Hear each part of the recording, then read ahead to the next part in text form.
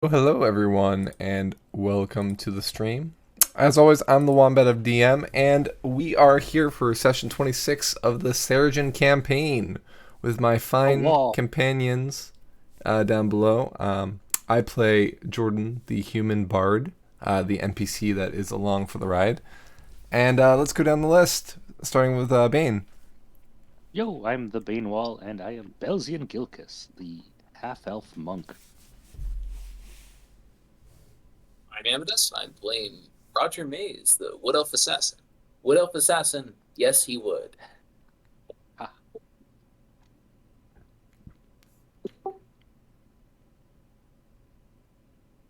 Go ahead, Jaeger. Sorry, I didn't have the screen up. I am Jaeger. I play Yarvik, the Halfling Ranger, the Tiny Terror, lover of sausage and good pipeweed. I'm Atomic. I play Zippo, the Kobold War Sorcerer, who's a menace to you and me. And Ulrich, our human paladin, is currently not able to attend session today, so he will be a DMPC for the night. are you gonna do your Ulrich impression? Well, yes, I'm Ulrich. I'm typically played by Sylvanar, and I'm a human paladin. It's like he's here. It is a spot-on impression. Now. No, okay. So let's see. Last session, which was session 25, we tried contacting some people back home and were unsuccessful for a time until we realized that something about where the wall was is causing some interference. So eventually we figured that out, got a hold of the people we needed to get a hold of. Marius, the Regent King of Seregen at the moment. The acting king, I guess, is a better way of saying it. And camped for the night. Saw a campfire across the way, and in the morning we decided to investigate, and it was a first contact with the barbarian lands. Scrawny dude named Piran, who had wild hair and wild personality, led them back to his home, which turned out to be a cave in the middle of the jungle. And they played questions, where they've been going back and forth with questions and trying to figure out this odd man and why he's been banished or exiled from his tribe that he can't talk about. So it also uncovered some strange writings on various things, including the cave wall that Piran didn't want them to see. And I think that brings us up to present. They've had dinner with Piran. He cooked them a leg of elk on fire in the cave. And we concluded with them continuing to go through trying to get to know each other or getting to know things about each other. We continued that somewhat out of session, but we didn't get too many questions out of the way, so feel free to any questions you have for Piran that you think of tonight while we are with Piran and he's in the mood to ask questions. I will try my best as Piran to answer them. And as always, I leave it into your hands, my players.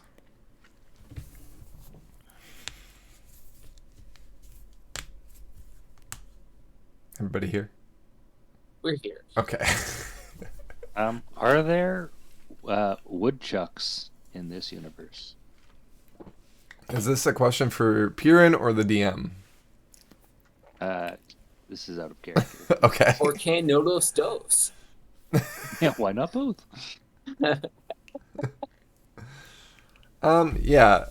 Normal wildlife is existent in this plane of existence. Ah, yes, Piran, I've been dying to ask you this for 2 weeks, it seems, even though it's only been maybe a couple hours. How much wood could a woodchuck chuck if a woodchuck could chuck wood?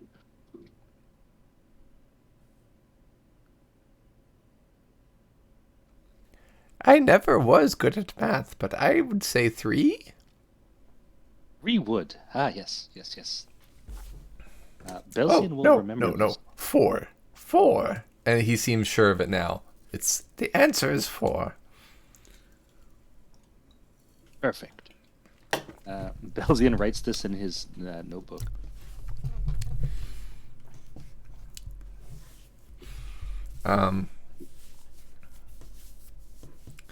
Piran looks at Belzian, he looks him up and down, and he says, Belzian, was it? That is me. Tell me a secret that no one else knows about What? you.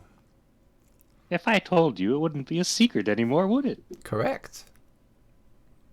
So then it's impossible to tell anybody a secret. Well, it's a secret until after you tell me. Back at the sanctum that I come from, it's basically like this giant brick building where everyone reads a lot and practices karate. Our old headmaster, he perished one day. Whether it was in the Civil War or from old age, I cannot tell. But I only feigned sadness at his passing. Everyone was acting really sad that this guy was gone, but I was not really sad that this guy was gone. I just pretended that I was. Whew, feels like a huge weight has been lifted off me. Piran, that's amazing. Does anyone else want to share any secrets? Not in the slightest. Zippo did share one. Like out of character, Zippo did share one, but he whispered it in his ear so nobody else would hear it. Right. I could have whispered it. Oh well. Like that is a secret that now he hopes Parrot and now Zippo will take to his grave.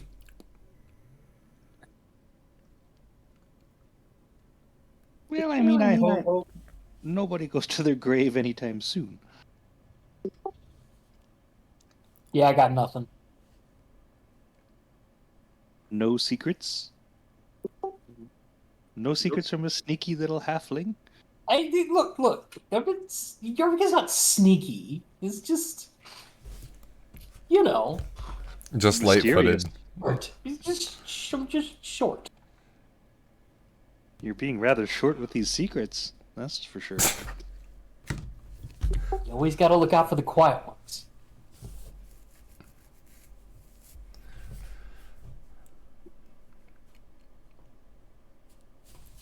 Piran, it's kind of while he's listening to all of you chat, he's kind of staring into the fire, just kind of got a far off look. He seems to be enjoying having company. You get the sense that Piran has been by himself for some time. And at the look of the cave, of course, how furnished it is, how lived in it looks. This cave might have been his home for at least a year. I mean, the bookshelf is full of books that he's written, right? So, Did we ask if where the closest like settlement is?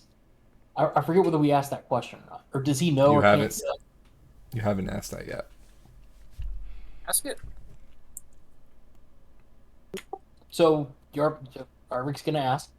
So, as we come to this place, where's the closest town or village? Someplace we could go to meet other people from this.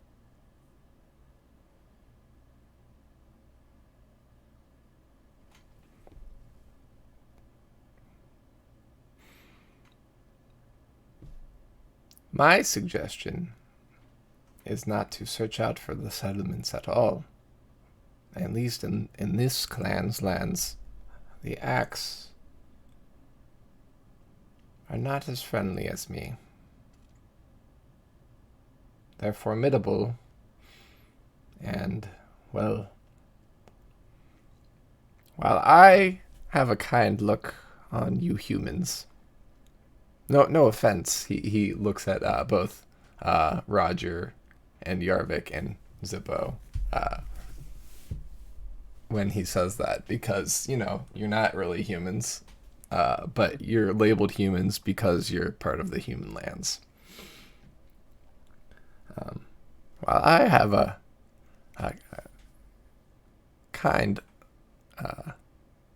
I interrupted myself. So what he said, and then the Axe Clan is more representative of what you might view as a traditional barbarian.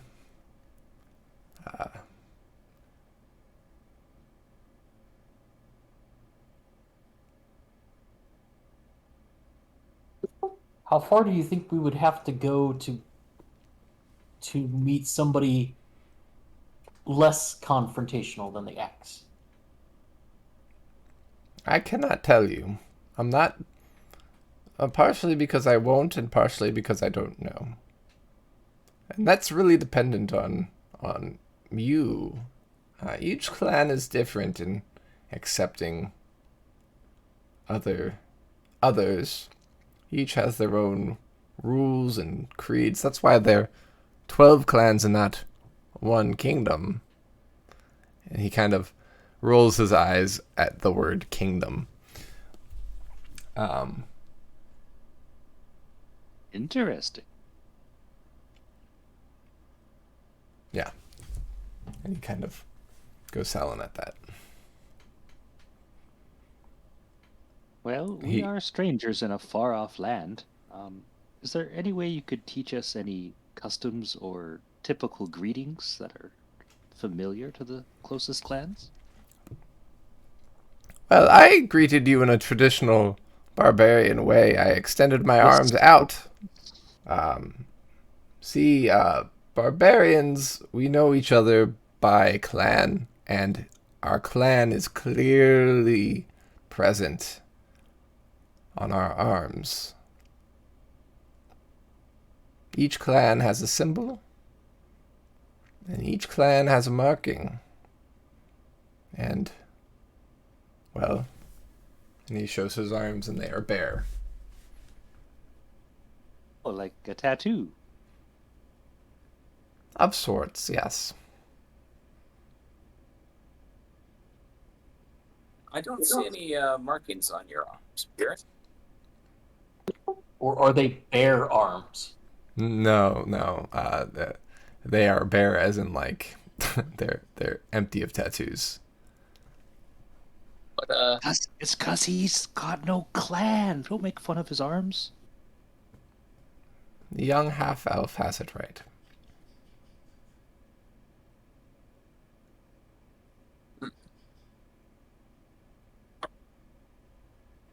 so It's there's your no turn, Baron.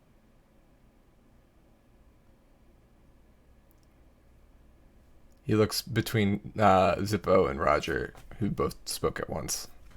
I was just reminding him it's his turn to ask a question because we were doing like back and forth.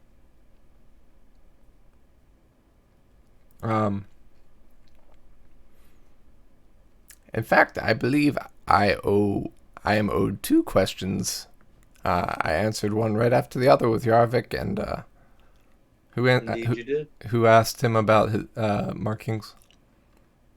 Did you ask Mm. Roger about his secrets? Belzian's really liking question time. So, Roger, you asked about identification?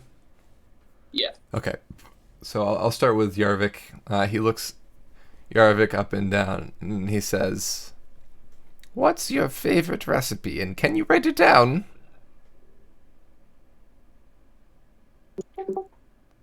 So Yarvik is going to light his pipe, take a drag carefully, and very seriously look Parrot dead in the eyes. Have you ever heard of duck sausage?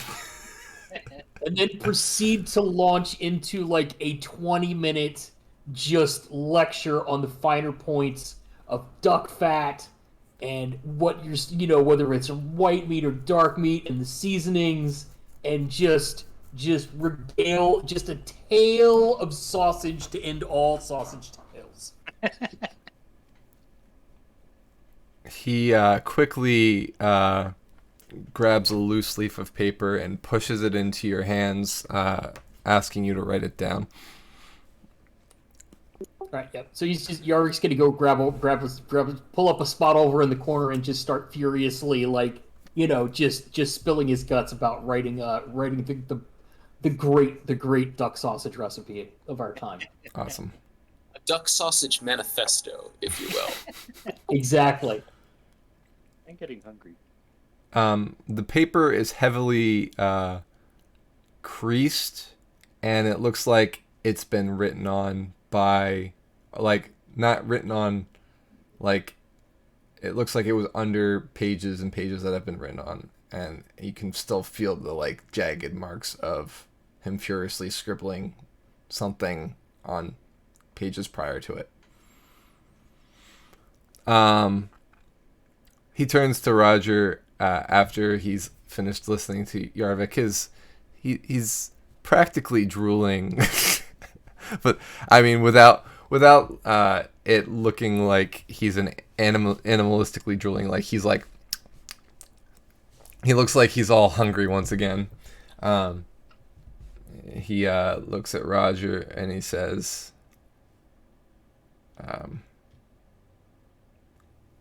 "What's the farthest you've ever shot an arrow?"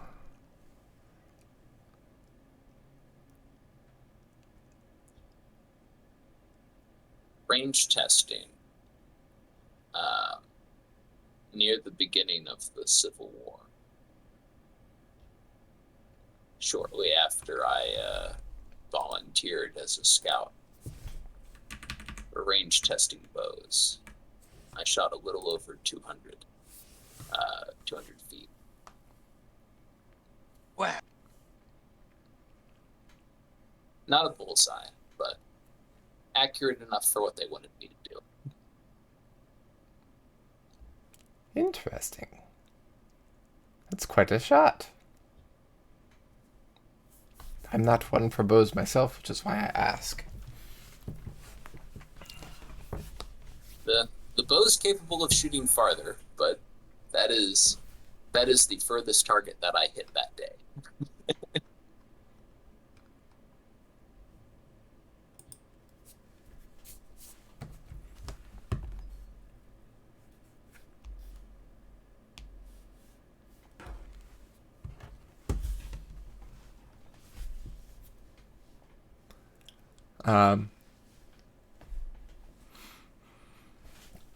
Anybody else got anything for Piran? I can reiterate a question I posted in chat Okay. earlier. Yeah. Belzian's like, Piran, doth the light of the 12 shine here as well? Ah, but of course. I, for instance, worship Quantus.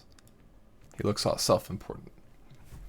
Ah, Quantus, the god of trickery and cunning. Hey, wait a second. Are you tricking us? Honestly, no. Oh, okay. Just thought I'd ask. He returns the look at you. He returns with the question, "Do you believe that I sneezed away the wall?"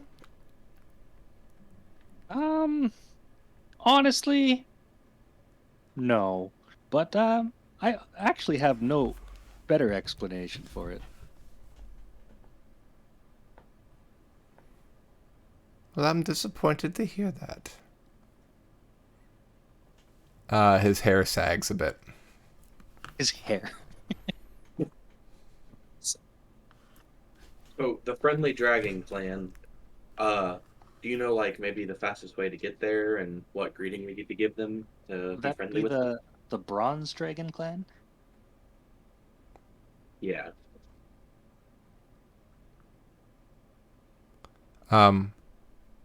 Piran looks off distantly, and he kind of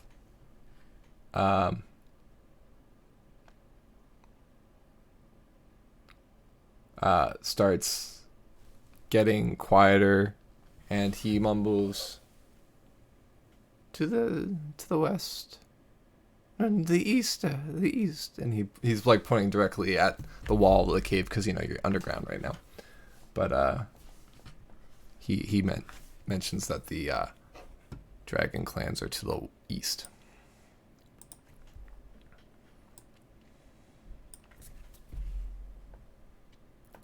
Yeah, Piran is looking far off again, like he's looking off like miles, even though, you're in a cave.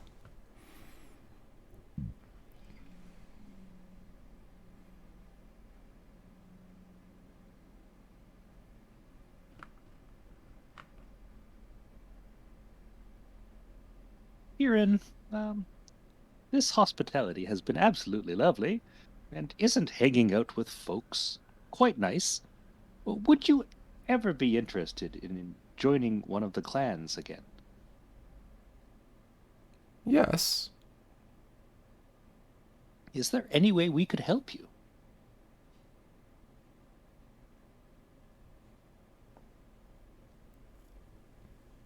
And he starts like, he keeps shaking his head as if he's trying to stay with, like he's trying to follow what you're saying. And you can see that his hand is starting to tremble as he's sitting in this armchair. He says, I'm sorry. I must take my leave. Wait, where are you going? You live here. Feel free to spend the night. I must go to behind the curtain. Don't go behind the curtain. And he kind of starts mumbling under his breath those phrases that you've read earlier. Things that you now recognize as things he's been saying the whole time under his breath, that you've been interacting with him. But it's getting more constant. It's getting more like it's overtaking him. Like he can't hold it back anymore. And he, in one swoop, leaps out of his chair and thrusts himself through the curtain. And you can hear him quietly muttering behind the curtain. And you can hear scratching on the walls. Guys, I'm starting to see why he might have been kicked out of his clan. I don't know. Yarvik's looking up from his paper. I don't know how much longer we should stay here. As you said, there's a reason why he's not part of a clan.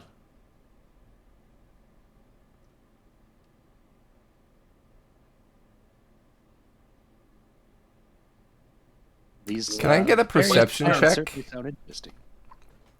Anyone who would be interested in it, can I get a perception check, please? Sure, Roger's paying attention. I would just Percept AF.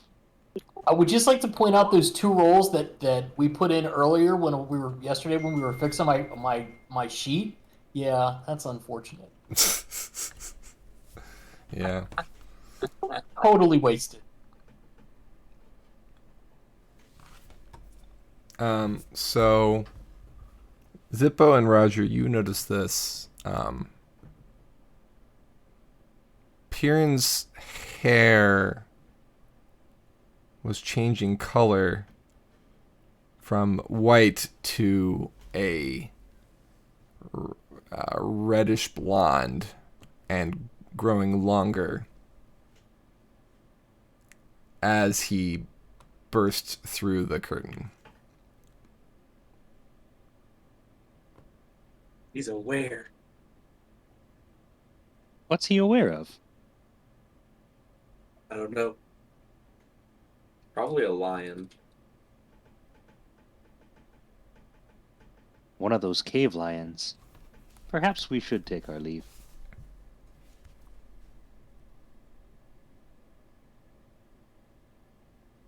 I'm not sure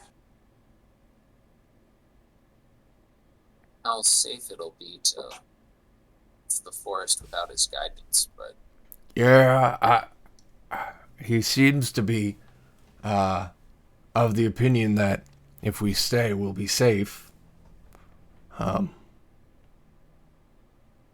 but I do admit he is giving me the heebie-jeebies, if you know what I mean. I'd say if we stay, we at least, I think at least need 2 or maybe even 3 of us need to stay awake at a time. We keep watch inside the cave. Right at the entrance, even. I mean, it is really cozy, and there is a fire. It's been a long time since we've hung out indoors with comfort. Yeah, you'll get used to camping eventually, Belzian. I like camping. It's an adventure. You could describe everything we do as adventurous, really. I truly do. All right, before we do anything though, next people we come across, I need you guys to stop the slander on Vort. Okay, we need to make sure we tell them Vort is the king. That's not actually the case, though. That doesn't matter. We need to spread the legend of Vort. Okay, we promised him this when we left the cave. I have always been curious where you get your warlock powers from. Is Vort your patron? That's an insult to Vort. I don't miss the guy. I don't have a lot of loyalty remaining to the kingdom Seregen, but I definitely don't want to do wrong by the people that are ruling over the place I came from. So I definitely want to at least give accurate information to potential allies. What if they're potential enemies and you're giving them information that they can use to attack them? Telling them that Vort is the king is not hurting our kingdom. If anything, it's hurting them. Like if they go there and then I'm going to disagree with enemies, that. then Having a misunderstanding of what the power structure is definitely hurting. hey, look, Vort be a better king than that idiot that's there now. We don't have a king right now. The one that's covering for him, Are you Mars, talking about Marius? Marius, yeah. I hate that guy. Marius is doing a fine job. That's He's sucking. all right. I mean, he's an ally Incorrect. for sure. I don't know about that one, Chief. An ally to all of us except for you, perhaps, Sippo. But he's doing his best, I'm sure. His best isn't good enough. I don't like Remember, he was the only person that believed us when when Gerard turned on us in the throne room. I don't like him. It's okay. You're allowed to not like people. I mean, Zippo didn't even like me at first. Said Really? Jordan. But you're Yeah, so I'm likable. amazed. I'm amazed that Zippo and you stuck with me and Ulrich right at the start, given the fiasco that was what happened in Ari. Part of It'll it work because out I thought alright. I'd get to burn down a lot of cities, but I haven't got to burn down any cities yet, and I'm kind of sad about it. We burned down at least one bandit camp. That's like half a city. Yeah. Think I'm of really all excited to go see the dragons, though. think Yeah. think of all the cities over here yet left to burn. Yeah, there's got to be at least some kind of barbarian clan meeting place / village that is weak to fire. Think of the possibilities. Why don't we What take about you? watches? Yeah, better just to be safe than sorry. All right, so are we going to camp out in Piran's cave house, or are we going to go into the forest? Let's Definitely stay in the cave, because worst case scenario, if Kieran attacked us, at least it's only one guy. We can always just lock the cave via the portcullis, and only have to worry about the one person that is in the cave that is not us. But would we be locked in here with us? He would locked in with us, or would we be locked in here with him? If we That stand is by a the good lock, point. we can always escape. That reminds me. You remember I took a peek behind the curtain there. Belzine is speaking with hushed tones. We have our rings.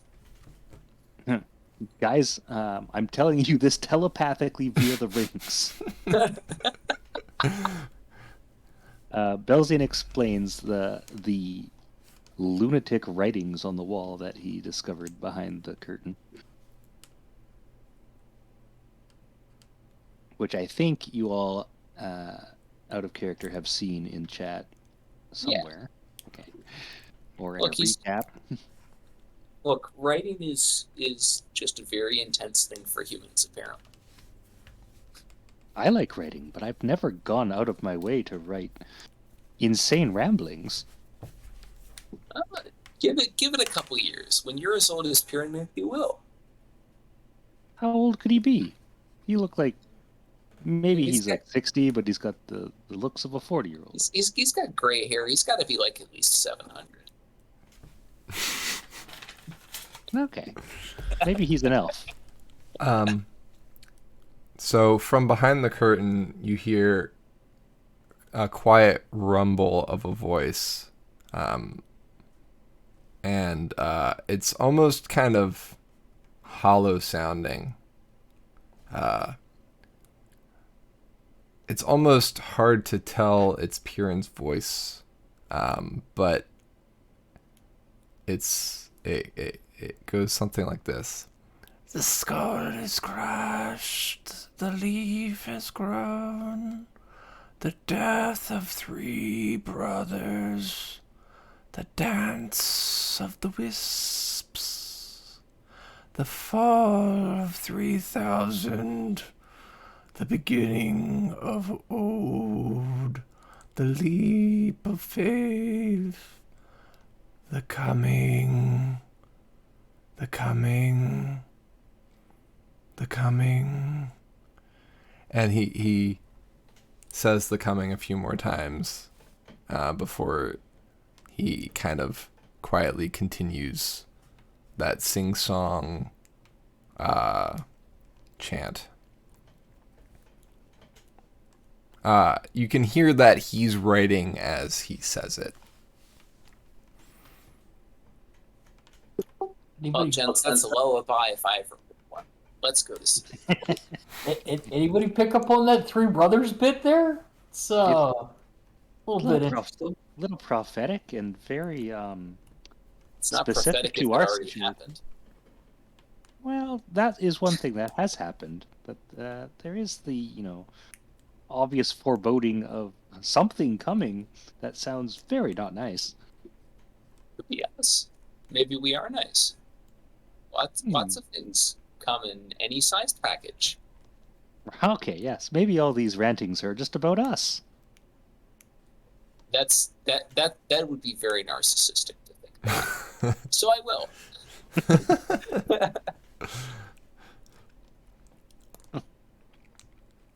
Very ominous. Let's go to sleep. All right, who's taking first watch? Belzian will take first watch. He cannot sleep. He is hyped and piqued in interest. Piran is crazy, dangerous, and nice. Yeah, Yarvik's still coming down from his duck sausage manifesto, so he's gonna take first watch this time. All right. Wait, what did Piran feed us? It was elk, remember? No, that's why I asked. Oh, okay. Yeah, it was a leg of elk that he cooked over the open fire. Elk done to whatever level of doneness you prefer. Yeah. Oh yeah. Zippo had it raw. So did Piran. You gotta do what you gotta do. Guess I'm taking second and third watch. Jordan took third watch last time. He continues that pattern this time.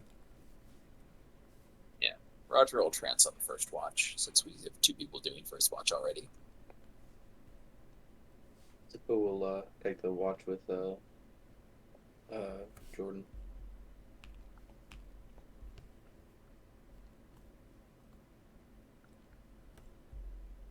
All right, so first watch. Piran does not emerge from the curtains at any point, but eventually the chanting subsides, and you hear a great animal snoring from the other side of the curtain. Sounds like that guy really sleeps for 2, hey? That's so that's not normal. That can't be normal.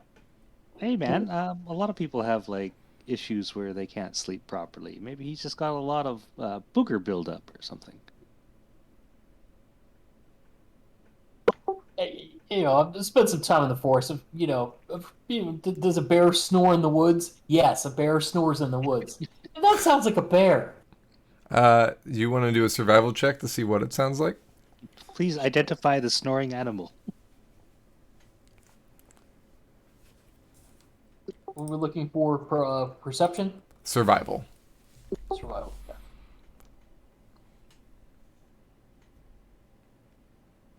Hmm. You haven't heard many creatures snore, but the intermittent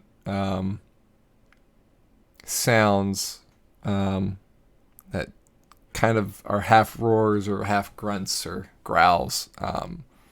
It seems like a large feline, maybe a tiger or a lion. Knew there was a reason we asked about lions. Yeah, so I would import that. So yeah, whatever that is, it's definitely something large with a mane that's eating gazelles. Huh. Well, Piran did seem like the type of person who might own a pet, so maybe he's just having some personal time in there with his pet. Well, you seem like a cat person, so you know. Truly. Do you want to? Should we peek? I peeked in there before, and then he went in there and made a bunch of noise. What do you think he was doing in there? I think he was in the process of going crazy. Definitely sounds like it by what you described. Maybe are these? You know, he can only maintain human form for so long, and he kind of starts to decompensate. I don't know. So you think the snoring noise that is obviously not humanoid is what Piran turns into?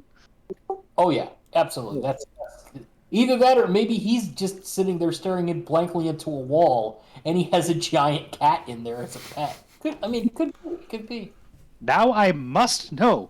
Belzian stands up.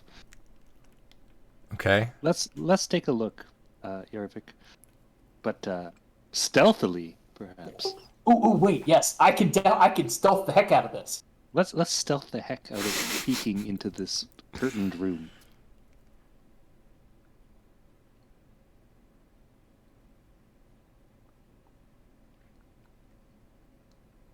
So, Jaeger, did you roll survive? Oh yeah, you rolled stuff. Okay. All right. So Jaeger kind of,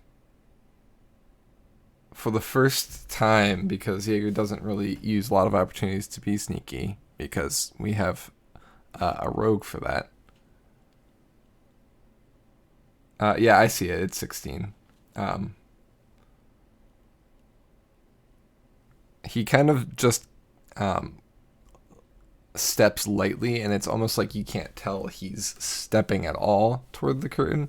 Meanwhile, Belzian is moving himself around his different sleeping party members, and kind of catches his toe on a book which slides to the side one that's discarded. It doesn't make much noise, but it's just apparent that he's not as light-footed at the moment as Jaeger is. I mean, maybe it's the low light because it's the fire is died down some, but that wouldn't make sense because you're a half-elf. So I just want everybody to think Scooby and Shaggy creeping down a hallway, like that's the image that I have in my head right now. But which one's which? Yoinks! Yoinks, that is the question. Yeah, Belzian says yoinks when he trips on a book. now I want to ship who each person is in the group. But anyway, I'm sure Let's that split Ulrich. up, gang. I think Ulrich and Roger are definitely Daphne and Fred.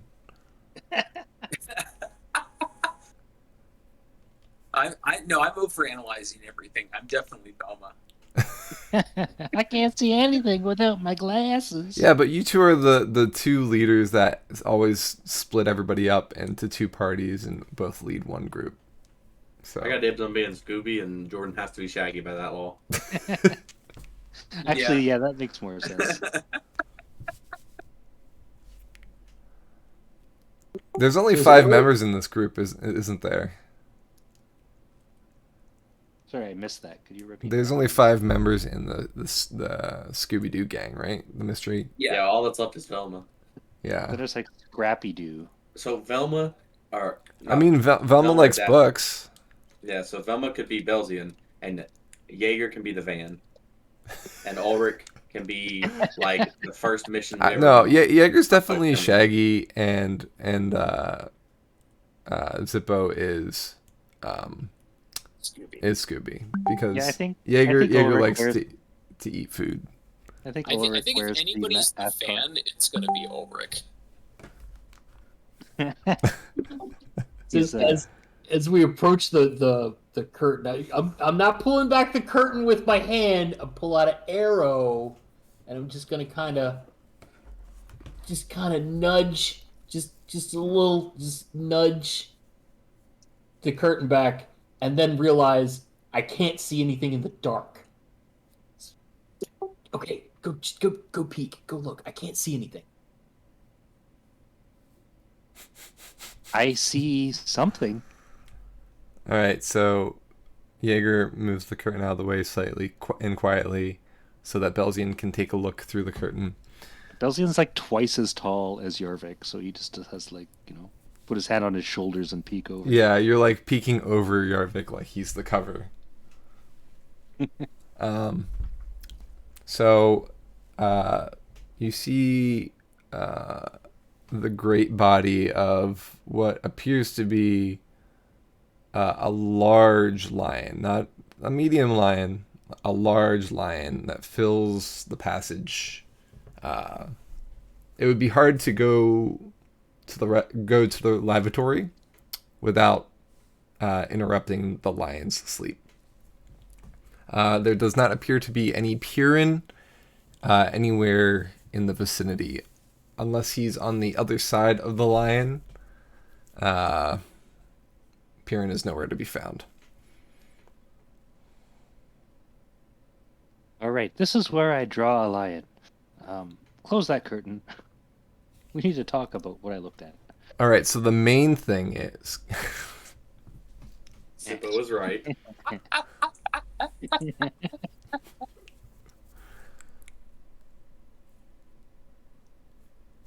anyway. Go ahead. Sorry. Jorvik, I think our host has been eaten by a lion. I told you there was something funny going on with that guy. Just remember to have this conversation via the ring. So it's just you and we're having the conversation via the ring. So We're just staring at each other. We'll just telepathically. fiercely staring at each other, right? First he eats spirits, then he's gonna eat us. Okay. So he hasn't shown any aggression yet, and we do need to rest. So we'll just keep an eye out. He's clearly snoring, and then we'll pass this on via ring to the next group when they wake up. And I mean, I'm probably not going to sleep, but I'm going to try. I'm gonna try to sleep, but what I know about cats is that if you perish, they will 100% eat your body. They eat the eyes first. That's not helping. That's not helping. Let us return to watch and try to maintain good spirits. Fine. All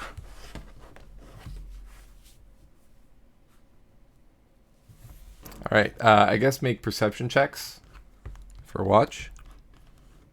By the way, portcullis open or closed tonight? Roger definitely closed it before he started trancing. Okay, good to know.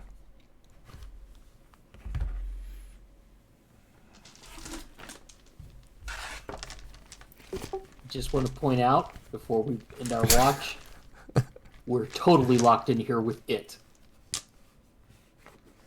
Yeah. When Belzian passes the watch, he just shakes his head sadly and tries to sleep. I also want to point out, I don't know if it ever come up because I don't know if it's ever going to be important. But if anybody does look, Zippo is sleeping on top of Jordan like a puppy. And I want to point out, it is not something he's done for the first time. He does this every time. Where is Zippo's Bruno's laying dog? beside him. Bruno's laying right there beside us. Okay, so the dog is here. Okay. She's using Jordan's arm as a pillow. Everyone's just sleeping on top of Jordan. Yes, he is comfy. This I don't know if that'll ever have any wiry old importance. man. I don't know if it'll have ever any importance. I just wanted to point it out that it is a thing that happens every night. It's. I mean, we usually either. I mean, at first they probably wouldn't have noticed because we had our own room, but it hasn't been the case for some time. All right, so with your perception check, Belzian, you definitely hear the sounds of the jungle outside. Yes, no, it is not a forest out there. It is certainly a jungle. The trees are big enough. The forest is more rainforest than not terrestrial. What's the word I'm looking for? Deciduous, I guess. Yeah, deciduous. Yeah. So Seregen's trees, even the larger, it's a more deciduous in nature. These are larger trees. No, deciduous isn't the word I'm looking for, I don't think. What are the forests that are in North America? Coniferous. Coniferous? Is that it? There are no carnivorous forests in North Not So, like, carnivorous. it's like old growth kind of what we have I mean, here. like West Coast Yeah, like Pacific non-temperate Northwest. rainforests. Yeah, So The- non-what exist. rainforest, did you say? temperate rainforests. Temperate. Yes. Yeah. Giant So redwoods. yeah, so the giant redwoods are kind of that in Darenai, but these trees, while they appear to be kind of relatives of that forest. This forest is a lot more alive and wild. Everything just seems a bit bigger. Even the lion that you took a look at, Belzian, seems to be a bit bigger than the normal lion that you've heard of. I don't know if you've ever seen a lion from the area that you've been in the country. There are lots of lions in Seregen. I mean, there are some, but they're mainly in the plains to the west and north. Like between Cord and Foolsport, there's some grasslands with lions and other wildlife such as that. Belzian has probably never seen a lion.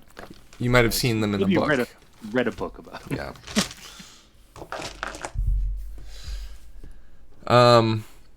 Anyway, all that to say that the forest is alive outside. It is quite loud. It's louder than the nights in Jane were. And Jane's a city filled with people.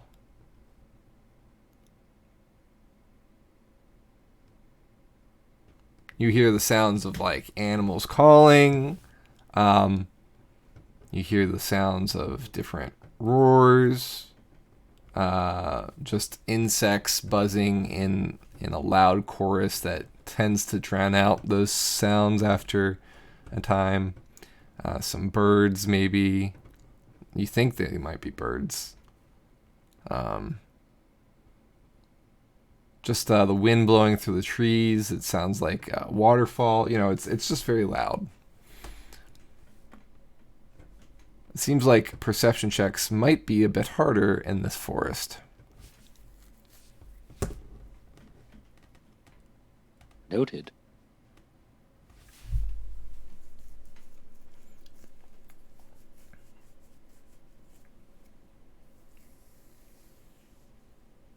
Other than that, you don't really notice much anything else in the span of your shift.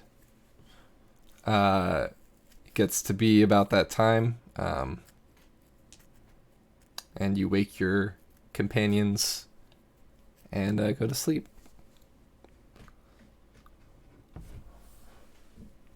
Roger, what do you make of all this? Sounds like the man has some congestion. Did you guys tell Roger and Yes. Ulrich? We would share the information between the watches of what we've noted. Yeah, I probably should have allowed you to Let me wake us up rephrase. instead. I'd be lying if I said it didn't sound like he had some congestion. Mm. Yeah.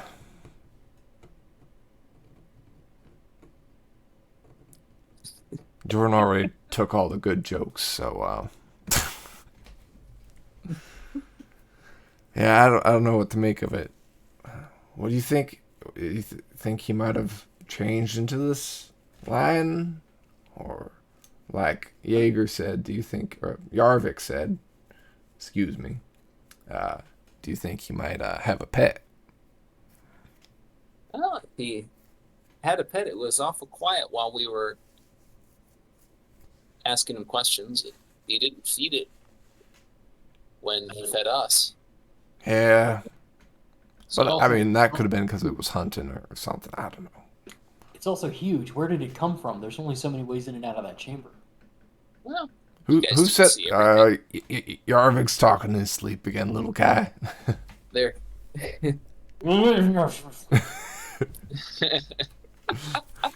It Yarvik loses all stealth ability when asleep. If it's still there in the morning, we can worry about it. But I think it's probably just Piran.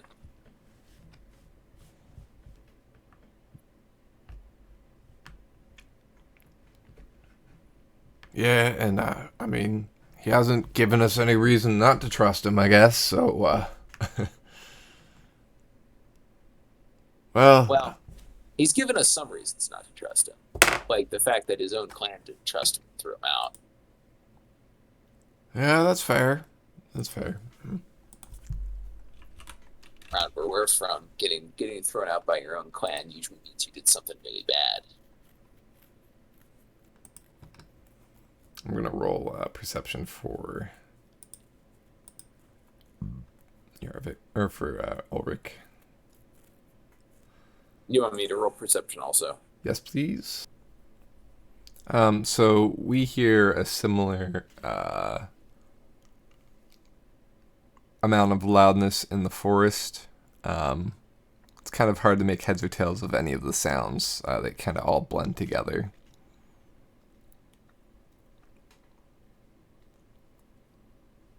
Mixed with the snoring of the lion in the next room.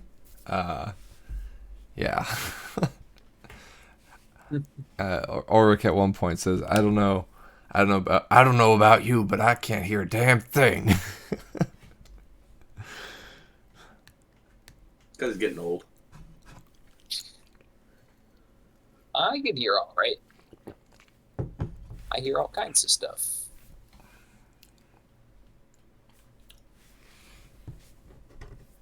Nothing particularly useful, though.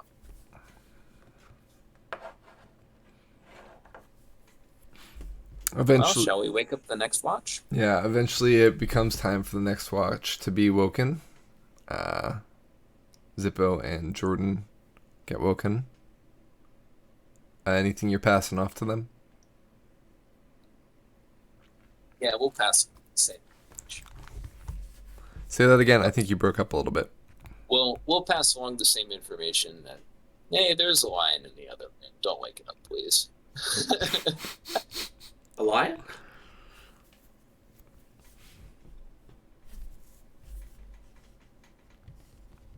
Yeah, either a pet lion or Piran is a lion. I don't know. I didn't say he is a lion. We did see his hair changing when he ran in there, so definitely a were lion. Is that a thing, Jordan? I'm gonna Jordan take that as a yes. shrugs. New land, we never know.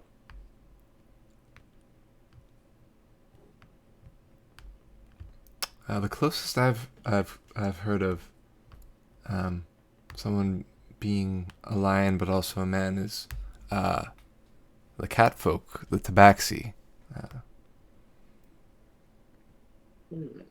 Maybe he's a half tabaxi and it only comes out at night. But if he kisses a human woman, he'll stay human. Or if he kisses a tabaxi woman, he'll turn into a full tabaxi. If it's true love's kiss, that is. I've heard a lot of stories about true love's kiss, but that one's a little far fetched even for me. Yeah, he'd have to live in a swamp for that to happen.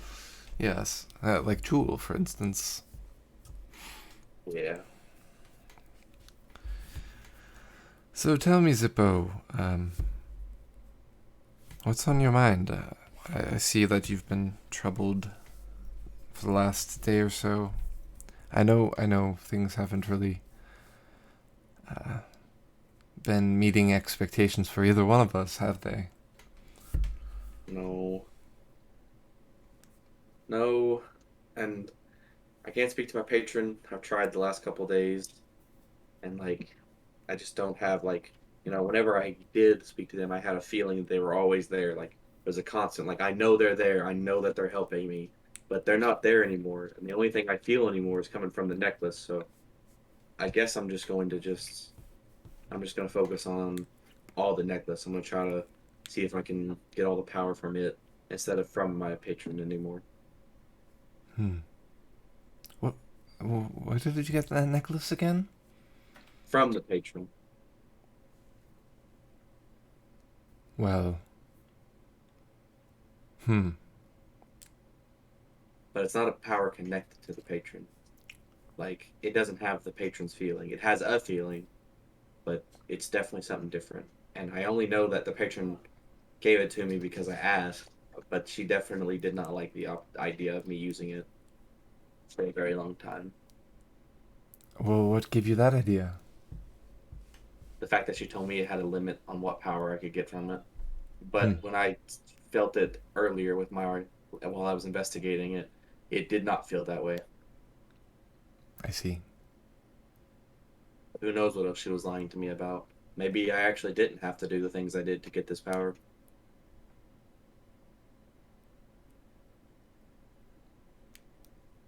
Well, I'm always here if you need me, if you want to talk about it. That Maybe one day. we already. I'll put it this way. We've all done things that we thought were a good idea at the time, and they turn out not to be such a good idea, whether it be our own fault or otherwise. Okay. I mean, Well, I thought that the jewel that we had would lead us to a land of opportunity, and well, here we are in a cave next to a giant lion. I mean, that's an opportunity for sure, but it wasn't one I ever thought would be happening. I didn't think the wall would come down. I didn't want this to affect so many other people, and I fear that it might. It will. You know, everyone in the Three Lands is affected by this. So, you're not alone. We all were misled in some way or whatnot, and we're all in this together now. You're not alone in being deceived. Yeah, but I guess I can tell you, Jordan, in order to get this power, I had to kill the chief's daughter. That's why I can never speak to kobolds again. When you're a kobold in my tribe, you go through a thing. The chief picks who they want as their successor or their child, and then you have to go through this trial of going through the mountain and not getting lost. They just drop you randomly in somewhere and you have to get back. Well, we both went down a path and there was this door, and when we went to the door, we both heard a voice, and it was the voice of my master saying that if we wanted power we could get it, but blood was the cost. And she attacked, I killed her, I got the power, and then I ran. She attacked you. Yes, but she was so much weaker. So I could have saved her. I could have not killed her and just not had the power.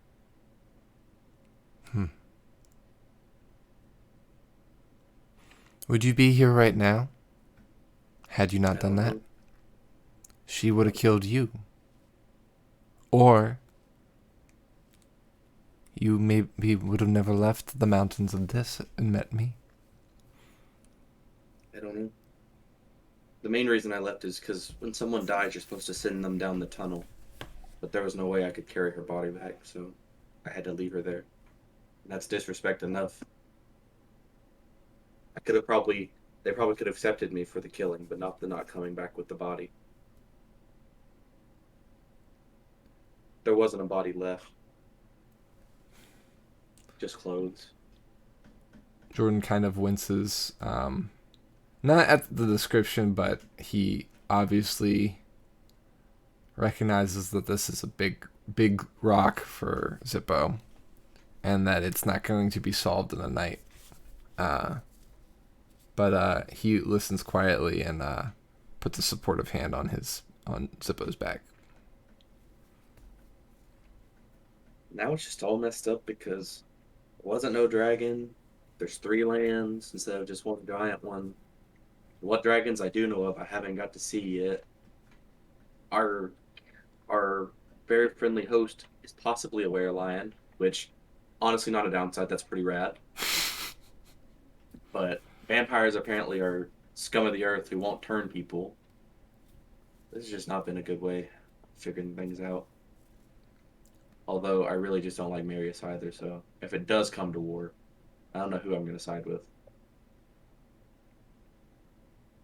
Well, just remember, ultimately speaking, Seregen is more than just a ruler. It is a great many people. And we might not know or care about all of them. But I don't know about you, but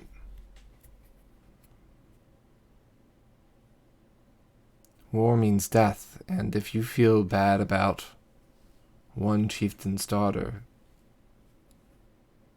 turning your back on a kingdom is going to It's feel a different whole lot than that. worse. It's different because I knew the chieftain's daughter. Like, if it was one of you guys, I'd feel bad. But the people of Jewel, I don't really care for them. I don't care what happens to them. Same for the people of Jane. Like, they're not on my conscience. They're all people that can do things themselves, you know? That's fair. Our party is our party. We've been through thick and thin. Like, I don't expect most of the people in Seregen to have went through most of the things that we went through and still be faithful to their friends. Like, we saw how fast the brothers switched on each other for power. Our lands are known for greed. I fear that our reputation precedes us. Jordan gestures at Roger, who's, I don't know if he's listening or not, but he Roger's awake but not really paying attention. he quietly gestures at Roger, not like obviously. He just like, our friend here has family and religion. He has a brother, I believe. He gestures over at Ulrich and he says, Ulrich is a noble.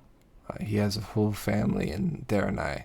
The town counts on his family, and they're close to the border. He kind of scratches his head at Belzian and Yarvik and shrugs and says, I don't know about the other two, but if you care about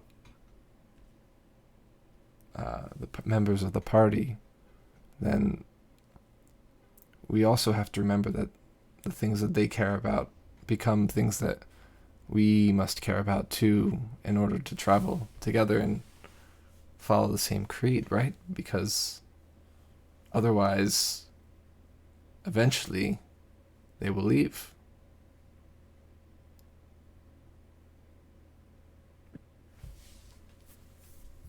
I accept that. It's a lot. It is. I mean, where do you draw the line, right? Like, if I care for a woman in the town, and she cares for the town, and that town cares for the kingdom, and the kingdom cares, where does it end, right?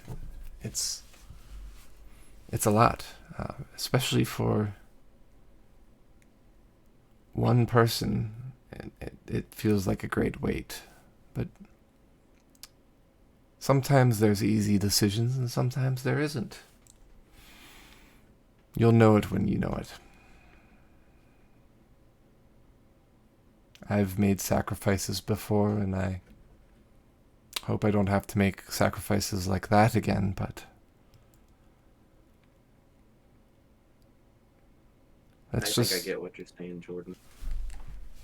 If it ever comes to a war and I have to pick sides, no matter what side I'm on, I will always protect you. And I you. Brunhild.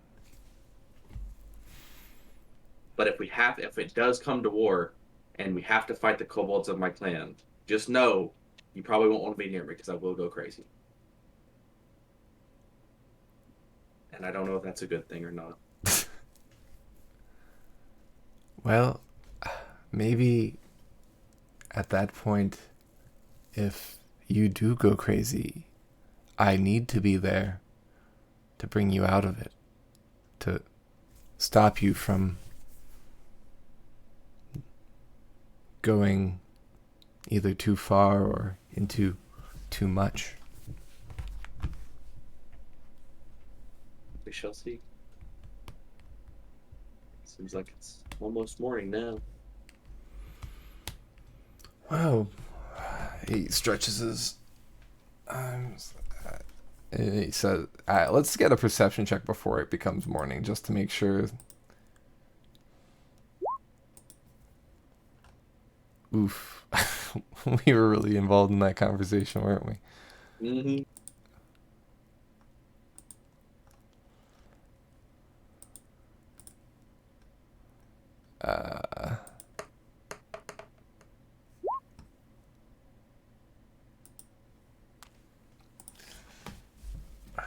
How is it morning already? It seems like we just got woken up. Right. And Jordan pulls out his lute and begins playing "Here Comes the Sun," or some variation therein, since copyright and all. Yeah. Here cometh the sun. Here cometh the 12. Do do do do. Do do do do. Here comes the 12. It's all right. Everybody works. wakes up at the same time and just starts singing the chorus. Do do do do do do do do do do do do do do do do do. Tolv, Tolv, Tolv, here he comes. Oh hell, doo doo doo doo. That was all.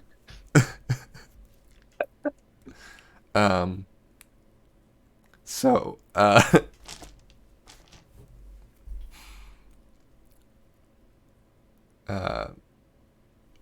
everybody wakes up.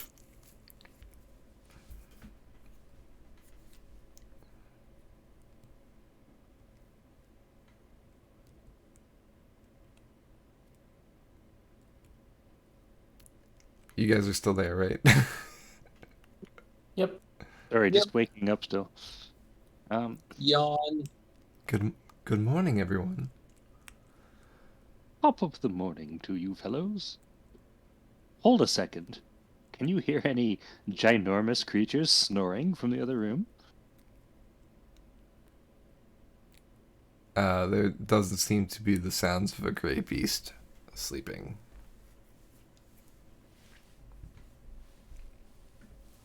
Cool. I say it's Uh, time we work on some breakfast.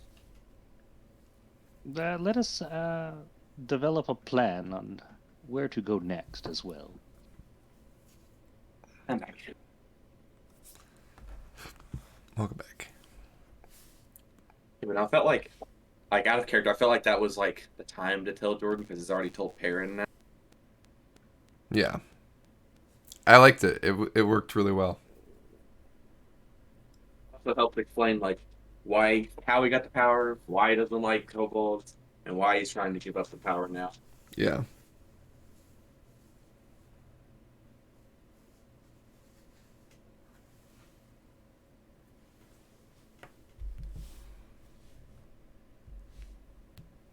All right.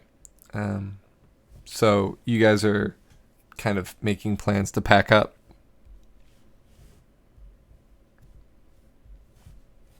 Heck yeah. We're adventurers, and adventure we must. All right, guys, we got to go straight to the Dragon Clan. Yeah, so one suggestion for the Dragon Clan's lands. Anyone want to go anywhere else? And Zippo will like get Punker behind Bruno. The Dragon Land. Okay, Bruno wants to go there too. That's 2 votes for the Dragonlance.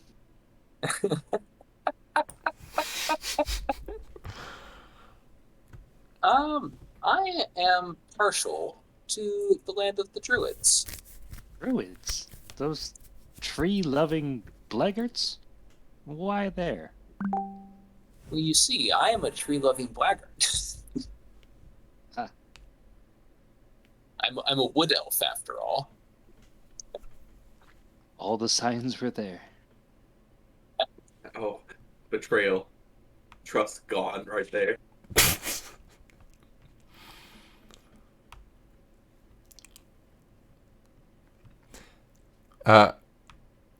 That's Roger's suggestion to go to the land of the Druids, or are you messing with Zippo?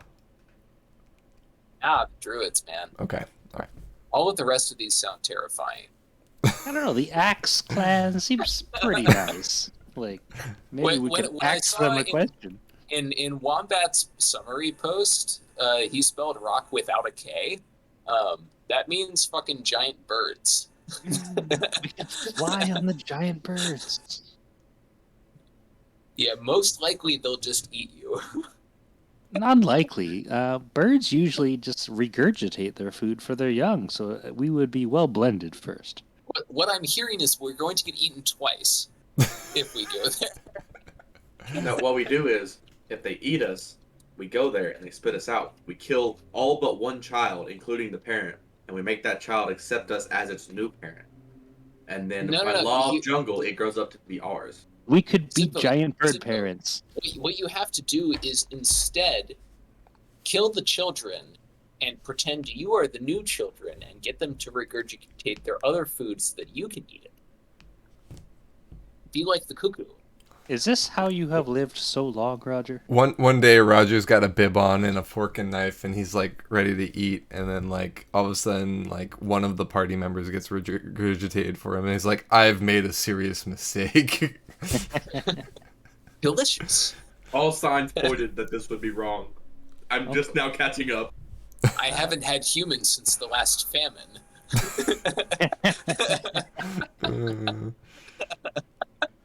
Look, let's all be honest. Like, out of character, we'd all try cannibalism at least once. Let's just all be honest. Tried? I don't see I mean, Ulrich We would doing all it. try. I would probably do it again. Wait. I mean, like IRL, like if it never Oh. came to it. Oh, no, I understand the I question. thought my mic was muted. I that's a discussion for another time. I think things would have to be very dire for me to get to that point. Would you eat the butt first? No, gotta go leg first, thigh meat. You know. Let's keep on task today. We'll talk I- about I- it next long rest. Yes. I've actually Yeah. heard that humans are really tough, so you'd want to do it like barbecue rib style, same way you do a gator. It's the opposite of what I said. Like 48 to 72 In hours. character, Zippo definitely wants to see the dragons, like 100%. But there's also like a little bit of the back of him, like these dragons, if they're what Zippo imagines as a dragon, get it? Imagine the dragon. Anyway, if they're what Zippo imagines as a dragon, then they're terrifying beasts. That was a very radioactive comment you made there. I can tell by Ulrich's face exactly where Ulrich wants to go, but I am curious Land of on the Dragons. where Yarvik wants to go.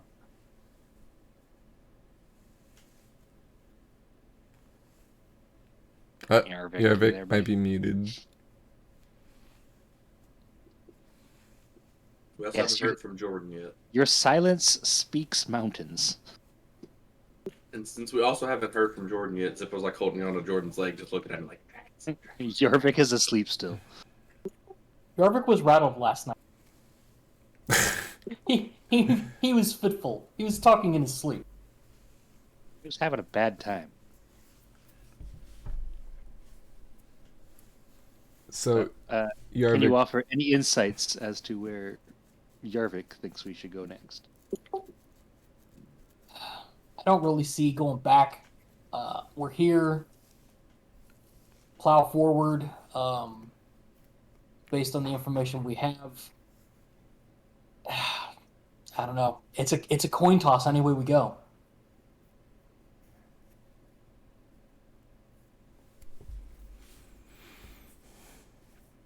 I think all these clans are just friends we haven't made yet. I mean, friends you haven't made are just enemies that you have right now. Yeah, maybe. it seems to me that the direction we'd like to go kind of changes in the moment, based off of the information we learn, or even just the whims of Happen about. our the whims of our exploratory muse, right? Yes, I mean, thank we- you, Captain Obvious. Jordan, where do you think we should go? We talked about going south. We don't know where the druids are, or really where the dragons are, and without a map of Relic, it might be tough to find. Who knows which peoples would be helpful and which would not, right? Perhaps our I'm host not really could give sure. us some rudimentary direction.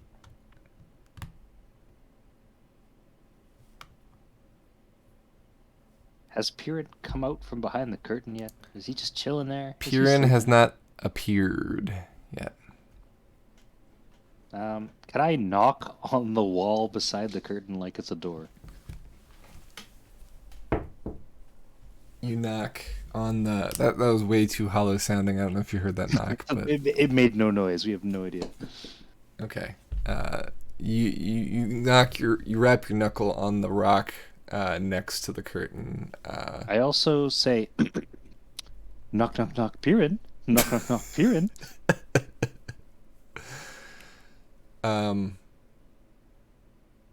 Yeah, you don't hear any answer.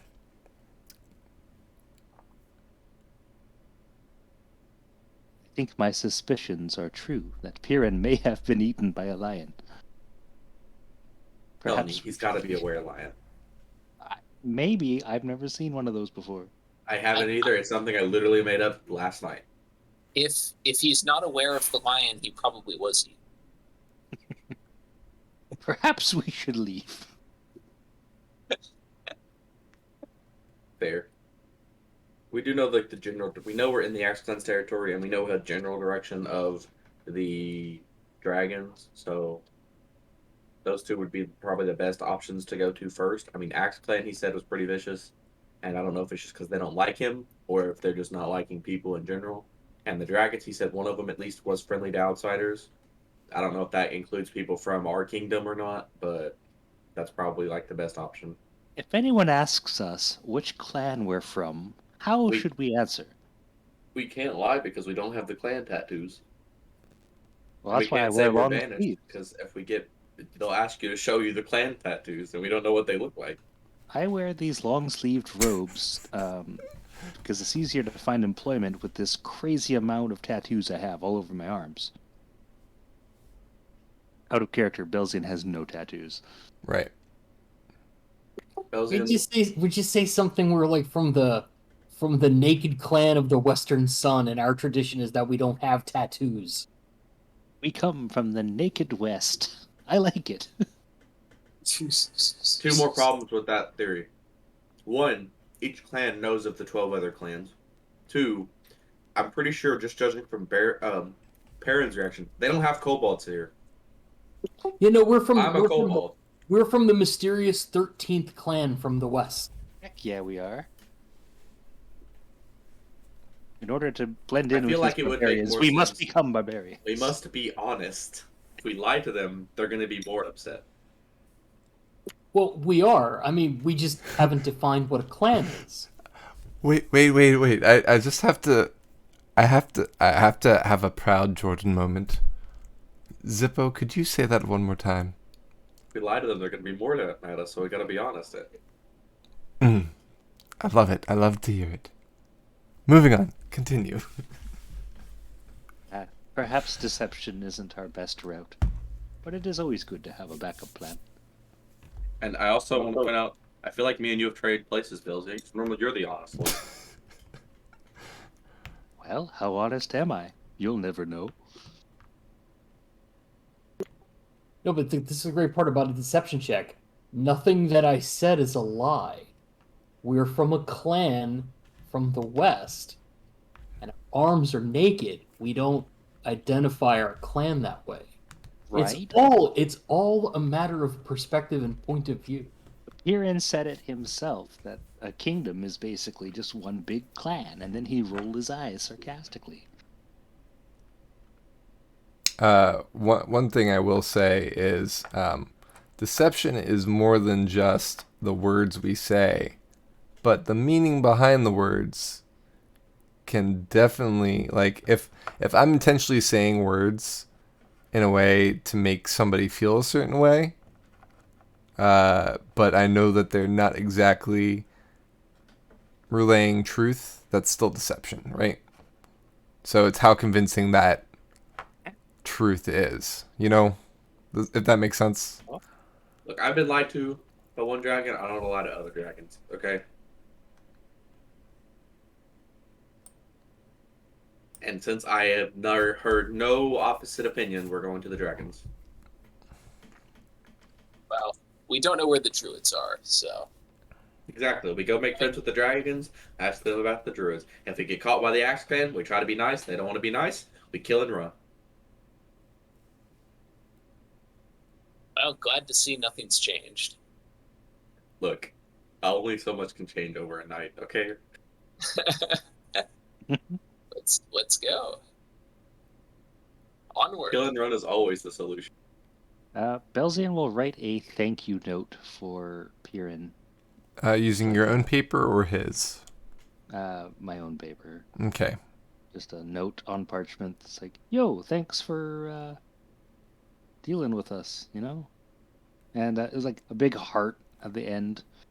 Everybody can sign it if they want. Are you doing anything else in the home? Any things you're giving, taking, changing, peeking, anything of that nature? And this is for anybody, not just Belzian. Do we need another horse, guys? If not, I will leave Perrin this horse with 2 saddlebags. Having He a has horse to trade might be valuable. Okay.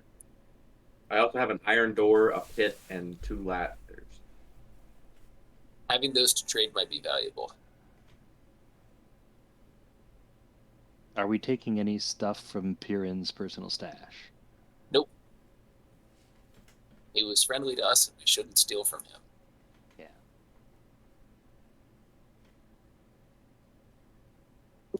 Agreed.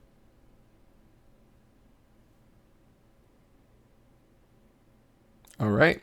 If everybody's good to go, we leave the cave and walk out into the jungle. And with that, let's take our 10-minute break for the halfway point for the session today. All right, we'll see you guys in 10 minutes out there in Twitchland. We'll be right back. And I just realized I missed a whole bunch of chat, but that's because I'm DMing. So we'll be back in 10. Green talking about cannibalism and becoming Wendigos. Got it. Oh yeah, Wendigos. Yeah, that's a fun story. I get that it might be like not cool to some people. I just think it'd be like they look cool. Okay. When to go? We'll be back. From now until about 10 minutes from now. Yep. Yep. Great segue. Welcome back, everyone. We are back from our break. So, not to recap, but to look at the map.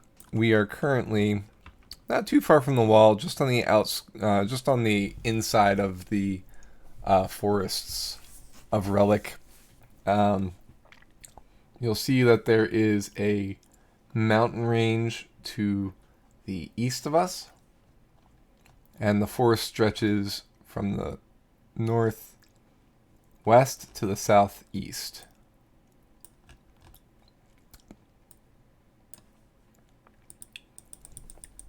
That's a big forest / jungle.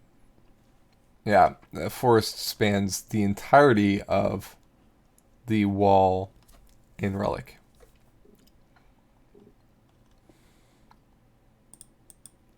As opposed to just two semi-big, I mean, they were big comparatively until now, forests that are in Seregen.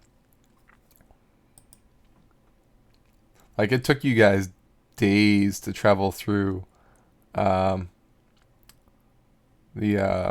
forests down here, right?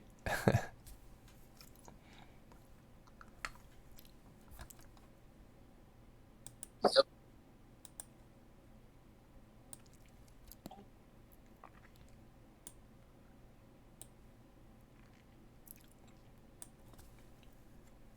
Well, it's a good thing Shadow didn't try to escape us on this side of the wall. Well, we were warned to avoid the vampire lands. Which is the So- land as the kingdom of Necron. Yes.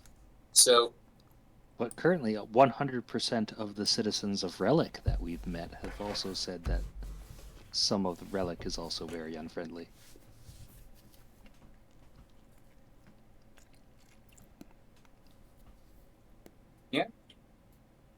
Ultimately, the only way we're going to know is to go. Heck yeah, let's roll! I agree. Zippo's got a clear direction. Let's follow him. Yeah, I can do dragons. Straight east, right? Dragons are basically like little lizards, or like. They can't be bigger than a kobold or something. No problem, let's go. So, just to reinforce what little information Pyrian gave you regarding the dragon clans, he said that they were far east of here. It's about when he started getting a little absent-minded. So he didn't really elaborate more. Did Piran ever say which clan he got ejected from? He couldn't tried to, but could not. Or more like he tried to in other ways, but like, yeah, he was unable to speak anything about his clan or why he was banished.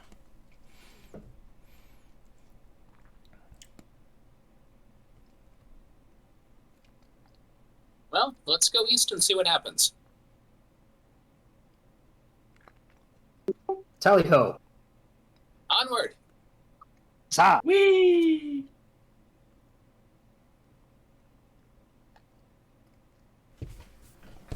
Right.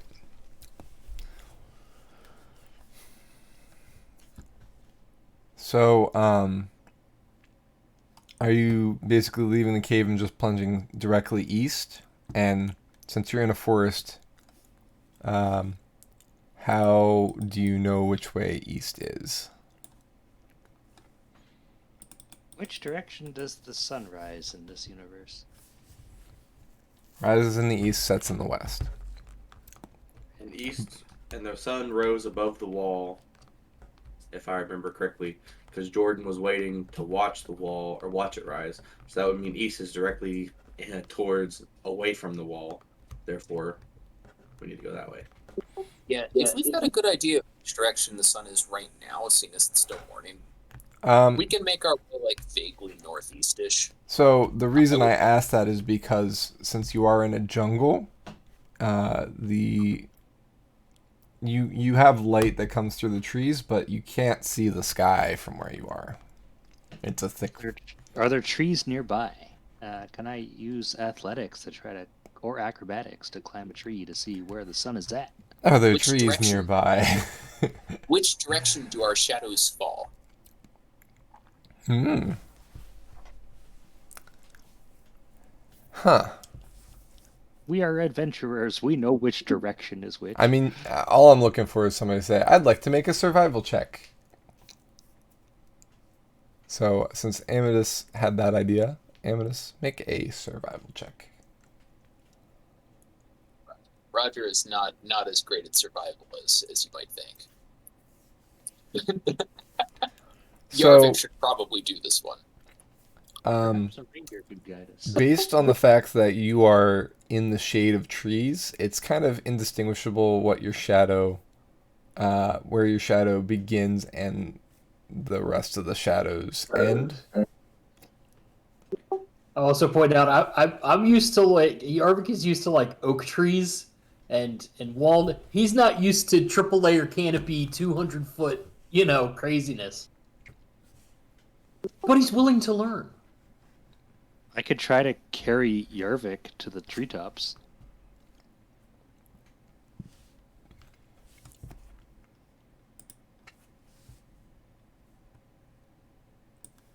What is it? Just an athletics check? What are we? What check?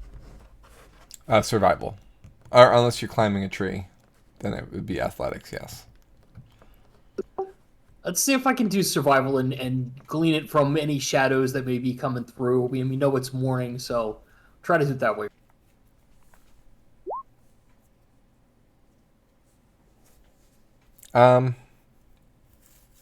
There are 3 different ways. You know that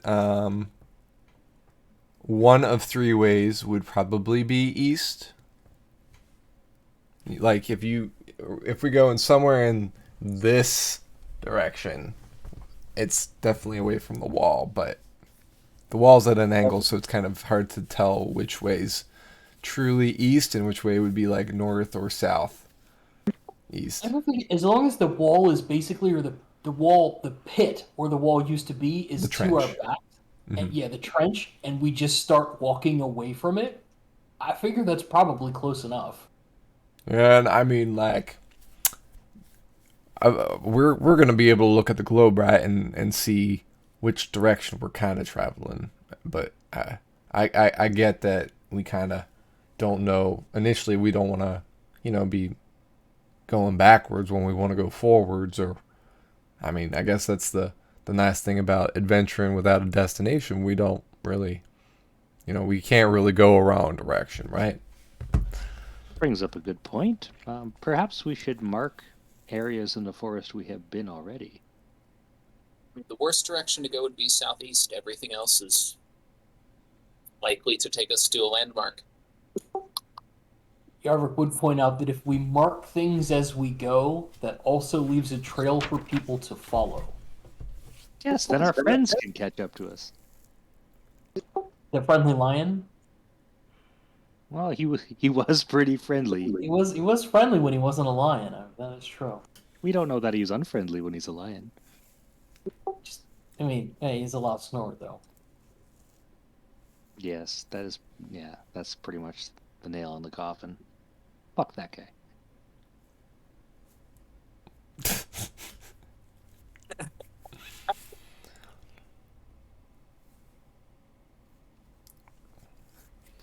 All right.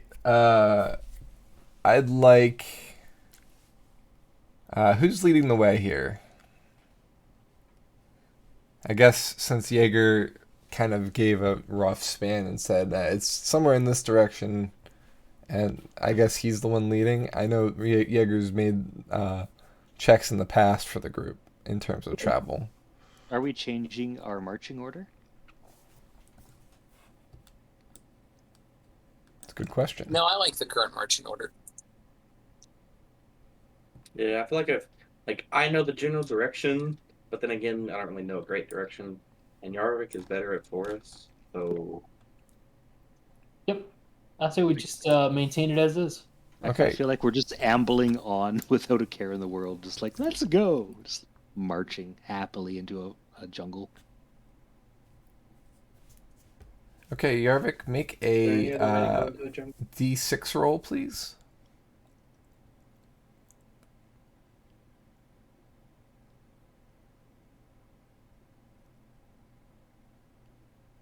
Okay. All right.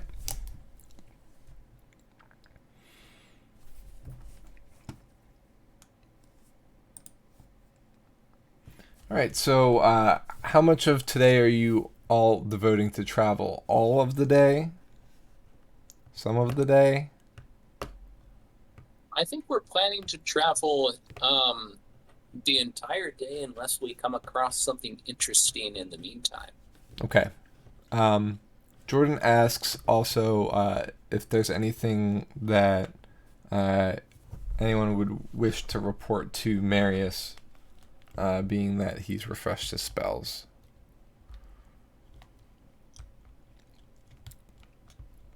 I don't know if we're gonna commit a bunch of time to using up all 25 words, but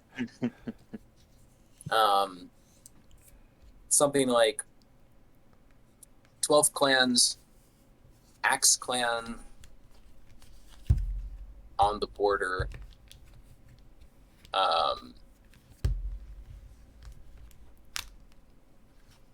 between Yaren and Licht, possibly unfriendly. Okay.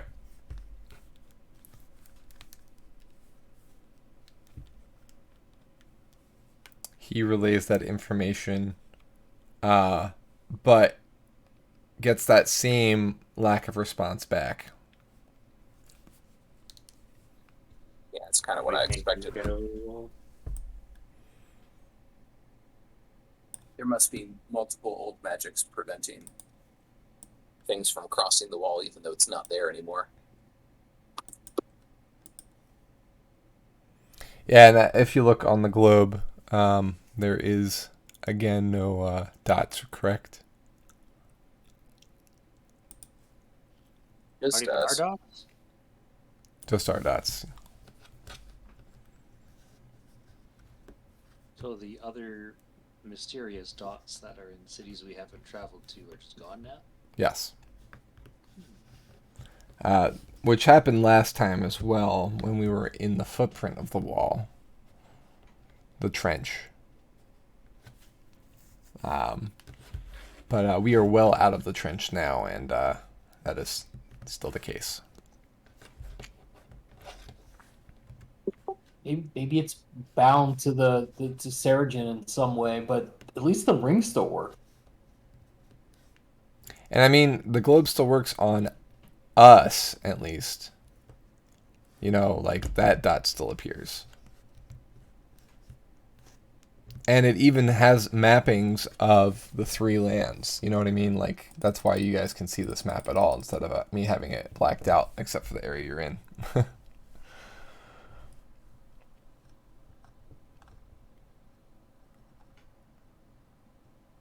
Seem pretty handy. All right.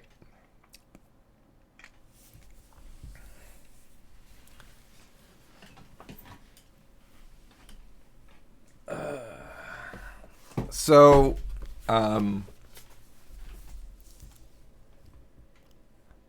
you begin traveling through the jungles of Relic. There are natural divots that you kind of wind through, that it's fairly easy to travel. You have to travel carefully because your horses could certainly twist their ankles on exposed roots or whatnot. There is no roads here, so you'll definitely be going slow travel pace. which Amethyst means that if you wanted to use stealth, you'd be able to at any point. Yeah, we'll be stealthy as we can be while we're kind of still taking in the sights.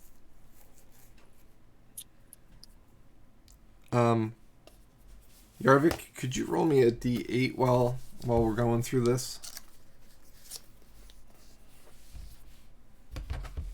Thank you. Okay.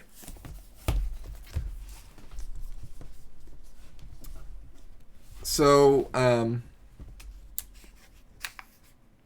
the sounds that I heard over the course of the evening, it seems to be quieter during the day in some respects than at night. About midday, as you're traveling, it does begin to deluge. It starts raining.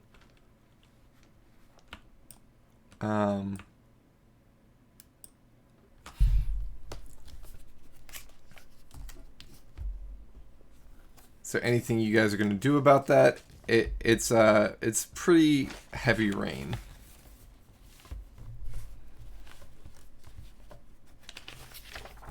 I mean, we're already kind of moving at a slow pace, so I would suggest just, go slowly and carefully and try not to get washed away. Yeah, probably a good idea to make sure that we're not making our way into low ground that might get flooded. If only I came to my decision sooner, I could have stopped the rain. I will put my hood on. Your hood isn't on at all times. No. Dustin likes to show off that chrome dome.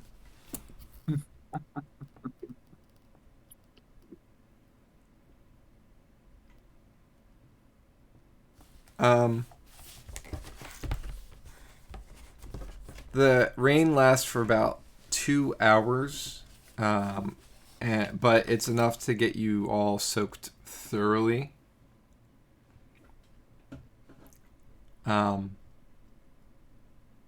The forest quiets pretty substantially when it rains, as animals have taken the shelter. Every once in a while, you see a plant that you've never seen before, or a large bird, or a small bird, or some sort of insect. The insects are even large in this area. It seems like the lands themselves have come alive and are flourishing far greater than anything you've ever seen. The barbed forest had weird magics in it, but nothing like this. The mushrooms that you saw in the barbed forest are far more common here, like the large mushrooms, if you recall. I think some of you climbed on them as a way to ambush Shadow during that battle. Things like that.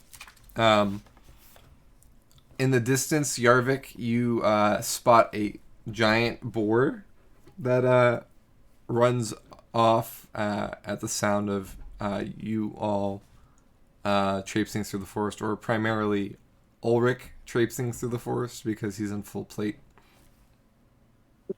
Can I tell how big it was relative to what I am familiar with as a boar? Sure. So boars are generally medium to small. This was a large beast, meaning that it took up about 10 feet of space.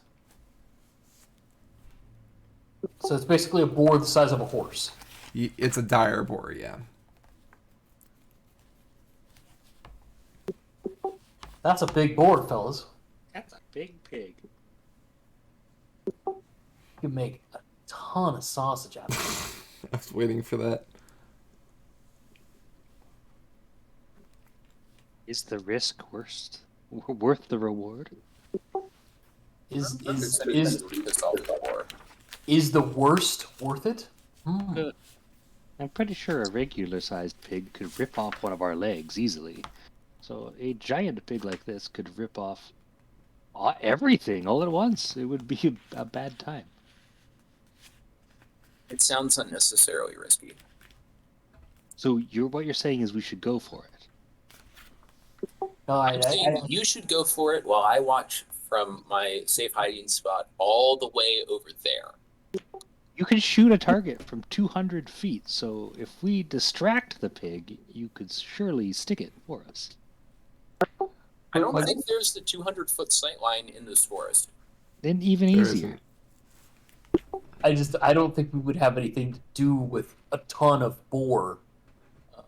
So maybe we'll save that one. No There was the sausages? temptation of Oregon trailing it, in other words, where you shoot everything that moves. But you can only carry 200 pounds. Right. You can only carry 200 pounds, exactly. I just smashed the space bar and spent 5,000 rounds of ammo. I love that game.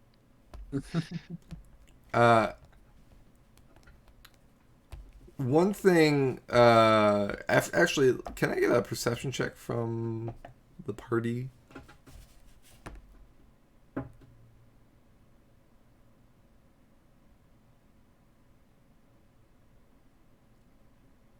$12. Roger, you are so Do I need to perceptive. roll? Like, is the sunlight enough where I have to roll disadvantage? No. I am literally an expert at seeing things. I'm really excited for Dragons, boys.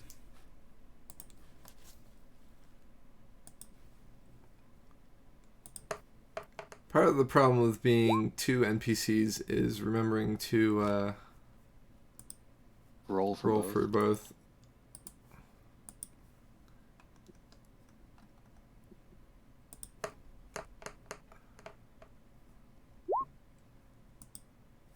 All right. So Roger, since you got the best score, I'll point it out to you. As you are watching where we're going, you kind of scan also behind us and whatnot, and every once in a while you see some plant life that moves out of the way slightly before we approach it, or moves back to its position after we've left the area.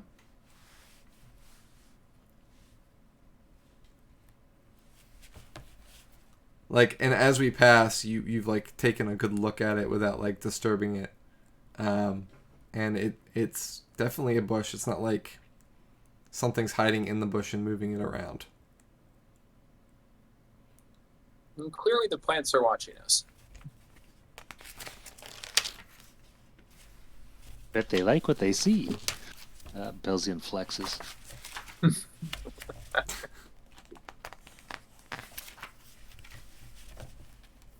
Look at these boughs here, trees. Are you suggesting that we are being observed? Oh yeah. Yeah, I not only am I suggesting it, I'm saying it outright. Whoa.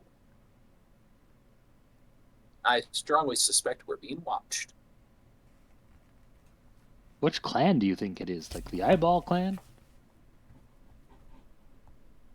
Well, if I have to guess, Maybe it's the Druids?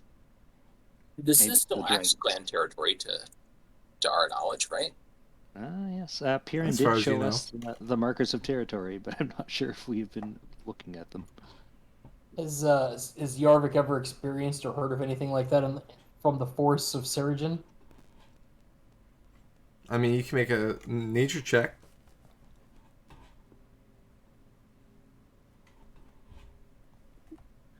Does it feel like it's magic enough to make like an Arcana check?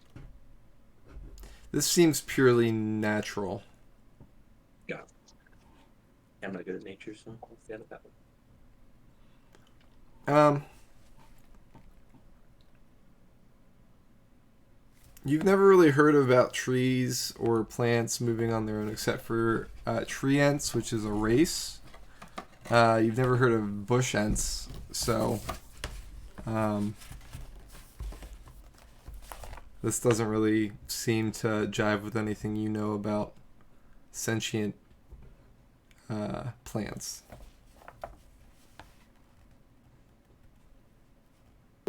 you are feeling unsafe, we could just punch every bush and tree.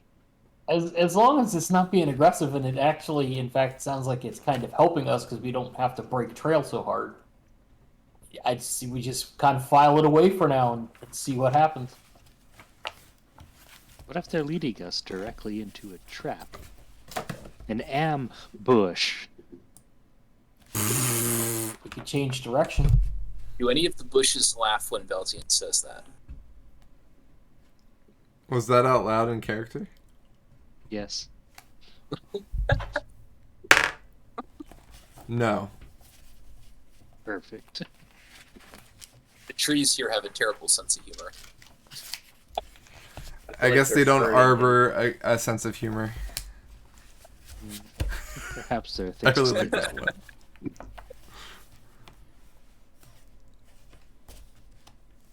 All right, so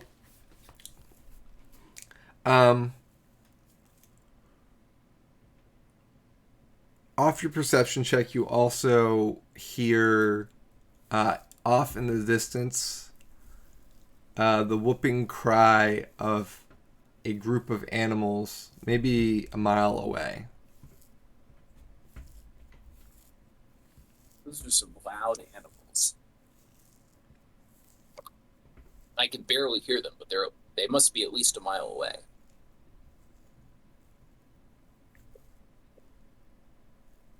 Can I point out the direction? Yes. I do that. Is that ahead of us or behind us? Somewhere adjacent to the left of you.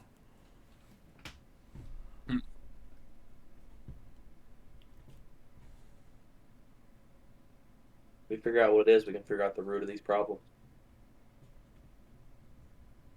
Let's go towards it. Why not?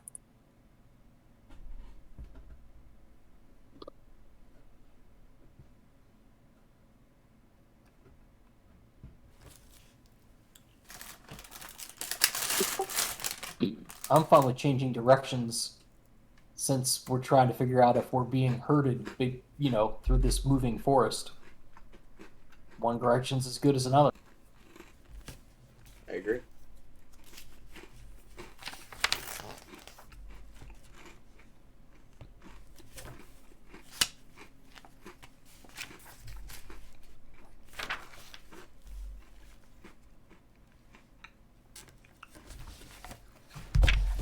Anybody else agree? Yeah, I think we can change directions a little bit. I mean, at the very least, if it's animals, we can deal with it. If we're getting herded through a forest, I don't really feel comfortable because you don't know what's the end, what's hurting us or what's at the end of what they're hurting us to. I have no idea where we're going, but I will, side with the party on matters like this. Yeah, we'll just head northeast instead of east. East.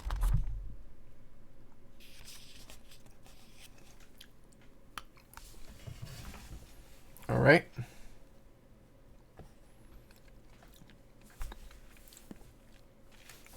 So, as you travel in the direction of the whooping sounds, you again hear the sounds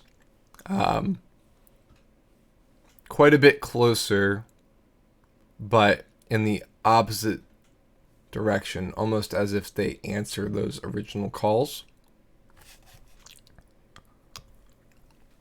The sounds seem similar, but like not the same tone.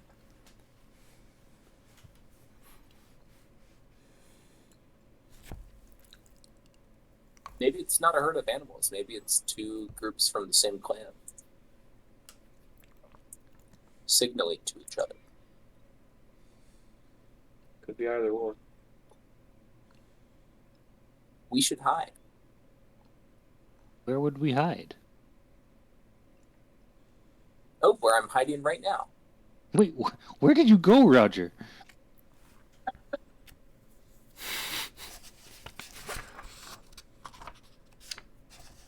Roger will pop his head out from behind a tree nearby and make a face. Why you? We could probably hide in the tree line, like at the top of the trees. If anyone needs any help getting to the top of the trees, I'm here for you.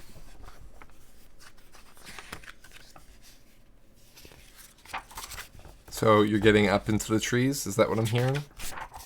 If we need to hide, that is where Belzian's gonna go, is at the top of the trees.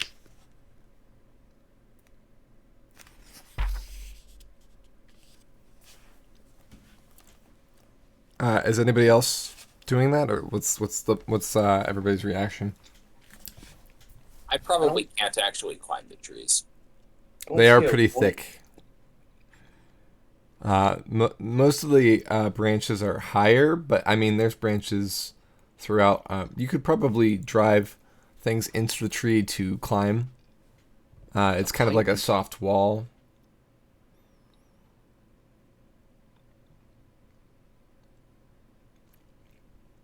They already seem to be in control of the forest. We don't need to hide in trees and give them more control of us.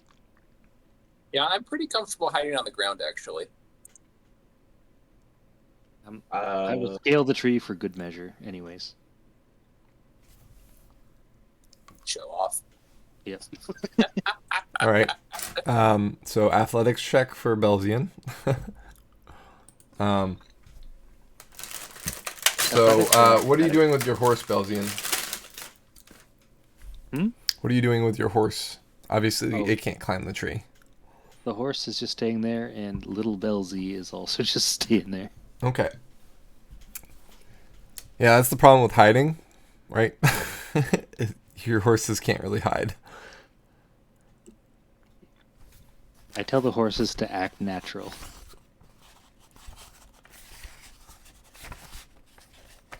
What is a warhorse's hide check?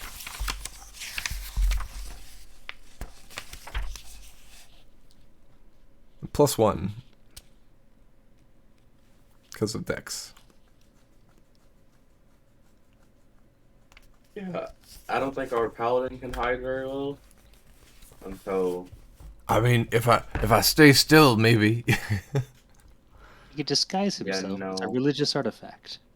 no, so I'll just stay out in the open. I mean, they already know we're here when hiding now.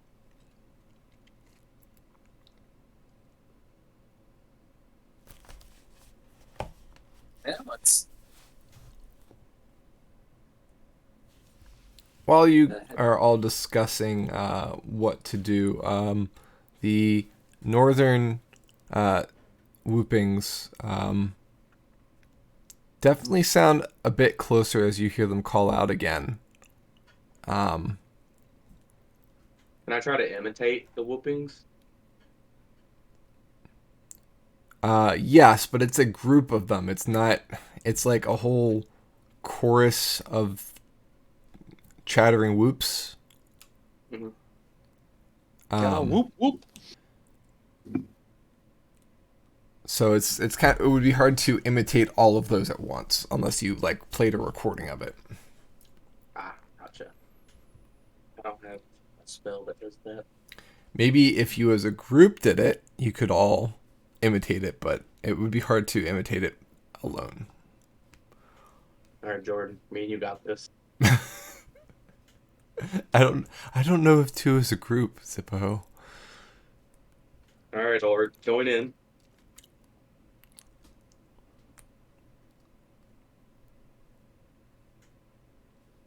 Are we all going to be imitating the whooping? I'm definitely going to be quiet. Okay. Heck yeah. You hear like a whoop whoop, fellows, from the treetops. I don't think the fellow part is needed. Sorry, not fellows. All right, so there's a half-hearted whoop from the tree line. Well, I mean, it's full-hearted, but not necessarily hearted Maybe in not the right accurate. way.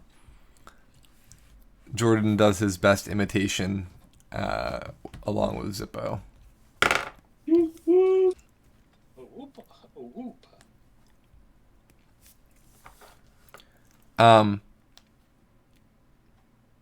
As another chorus of whoops shout out from the north or the northern area of the forest. These are fairly close, and as the whoops shout out nearby, the rest of the the rest of the jungle falls silent. Insects stop buzzing. Birds either fly off or grow still.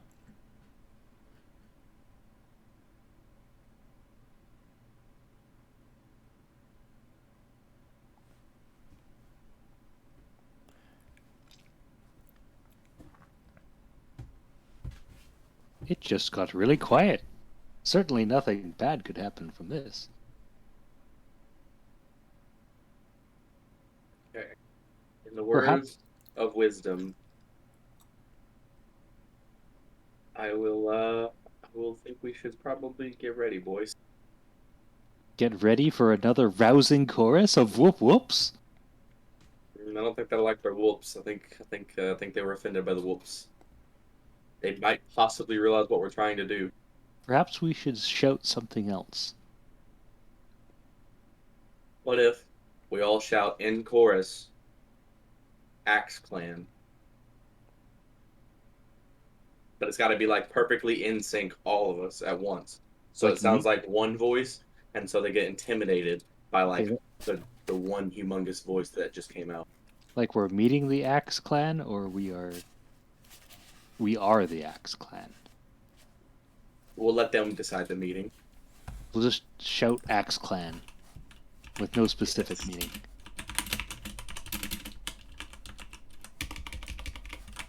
I didn't hear Roger yelling whoop whoop last time, so maybe we could all get on this. We could do like a 5-part harmony, 6-part harmony. I rolled a 26 on my stealth. Nobody heard me say anything. We could hear you right now in the ring. You just think you can hear me. Oh no, are you a figment of my imagination? Yarvik, can I get a nature check? Roger will say, two bells in alone over the ring. That's a little better. All right, Yarvik, from that roll, intuitively, you know that ecosystems tend to live off of each other, right? Like they get used to the comings and goings of things. When a squirrel chitters, a bird inherently knows why it's chittering. They don't speak the same language, but there's an understanding, if that makes sense. Like when you're walking through a forest and everything gets quiet because everything in the forest knows that there's something there. Yes, that exact thing that you're describing is what you think is going on right now. You get the sense that the whoopings are some sort of animal warning the area of the forest that it's in that something is close. And it's not really the whoopings aren't necessarily to warn the whole forest. It might be just to warn each other, right? But that's the sense you get. Okay, just pass that on to the group.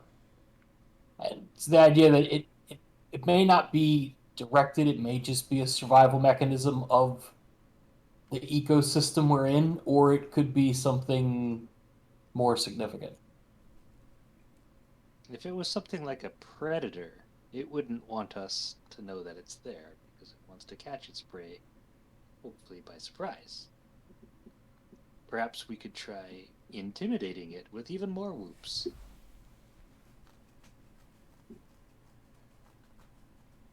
You go for it. What do you all think?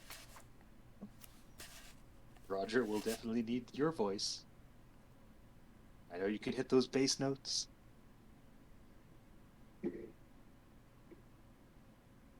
I'm with you in spirit, but not out loud. If I could Yarvik see is- where you were, I'd smack you. Yarvik has always been a big fan of acapella. And that's why I'm hiding. Both from the acapella and from Belzian slaps. I think you mentioned one time on Watch you were in a barbershop quartet. He has the mustache for it. Hello, hello. But if it's just like, so like from Yarvik's nature check, he gets that it's like a mechanism that they use to warn other animals that something is near, and it's just coming like from us. So we got a 50-50 shot that it's just telling the other people in the forest something's on its way there, or it's another big thing that's coming our way. And also just notice looking at the map, like out of character, like this piece of forest here looks like a dragon. Can't change my mind. I can't unsee it. Yeah, it kind of looks like a blue dragon, doesn't it? Yep. It also, if you've ever played Digimon, looks like a Digimon. Friggin' Mon. Okay. Do we fall super silent and hide, or do we make large, intimidating noises? What say you all? It's two very different actions for sure. I'm a big fan of being quiet and waiting. It doesn't have to be a binary choice. We can just continue doing what we're doing. We don't know anything is a threat yet. Sure. We just be on guard for in case something does happen. Yeah, just eyes up.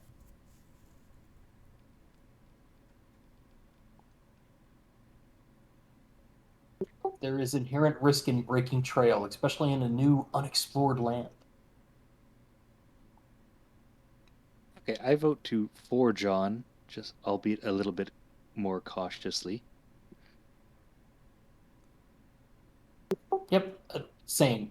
Cautious forging.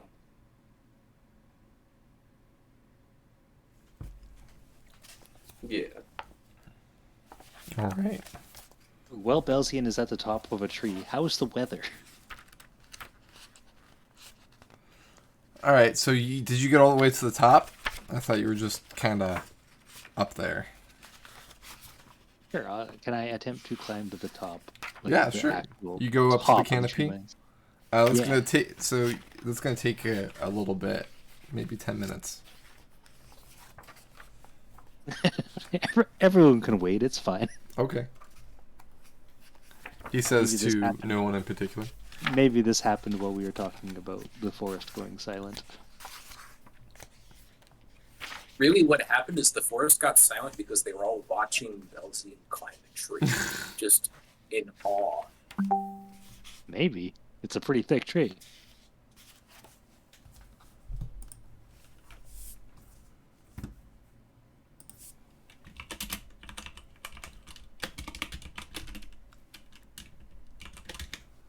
All right.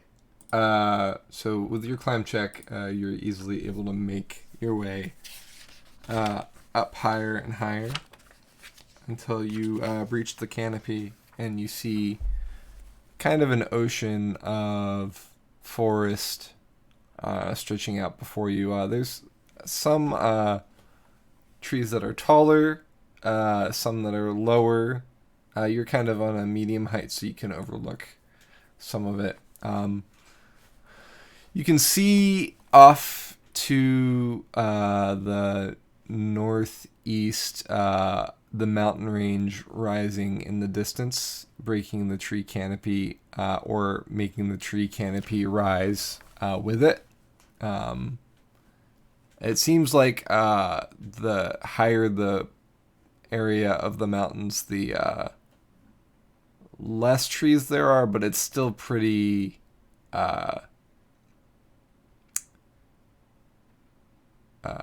tree covered in terms of the mountains here, as opposed to the mountains that you had in Seregen that were mainly bald, right? Like it was mostly rock at the top and the forests surrounding it.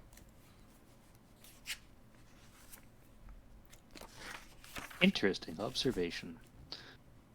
Belzian will relay this information to the rest of the party before, going back to the ground so we can all continue on. Are you telling us the forest goes on forever and ever in all directions? Belzian gets to the ground, he's just like, oops, all trees! The forest behind to the south, east of you, obviously breaks off. You can see... you can't see the wall trench from where you are because the trees are fairly tall, even close to the wall. But you can see that the forest doesn't go on as an ocean does the other direction.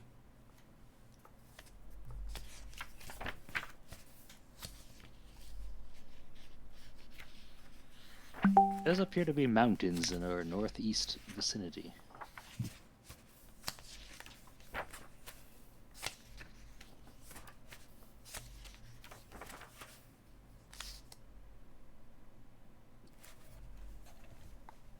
Shall we clamber on?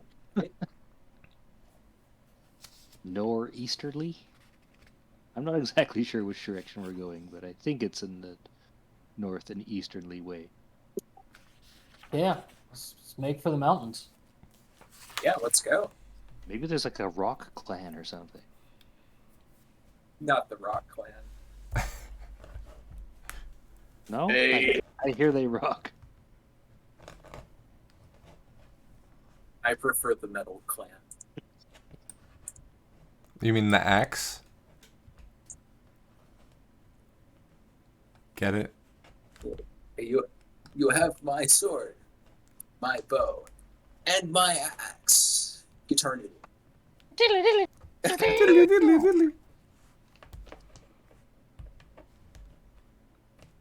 All right. So you turn now with newfound purpose and direction. Belzian directs the party to the northeast. You have your bearings a bit now, so you're able to... It turns out you were kind of heading southeast, the very direction that you did not want to go, Roger. So it's good that Belzian got up there. Spot check. I don't believe any of us has a compass. Nope. One of those things that Roger wanted to pick up in Licht, I think, right? Yep. All right. So it is still... The forest is still quiet. The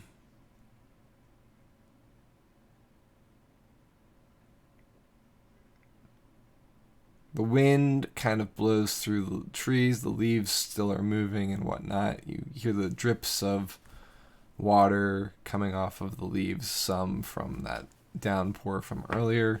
So there's still noises, but it's like as if you were used to the busy sounds of a city, and then all of a sudden there were no sounds whatsoever. Like you took away all the people.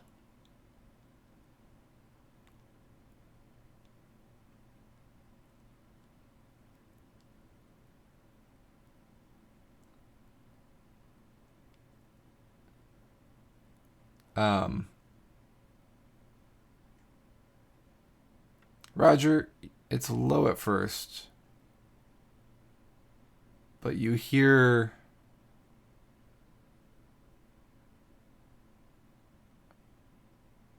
the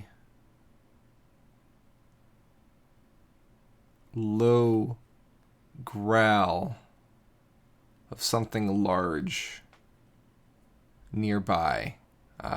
Maybe due north of you, maybe 500 feet away. Silently? When you say low growl, does it sound like a single large animal? It sounds like a single large animal, yes.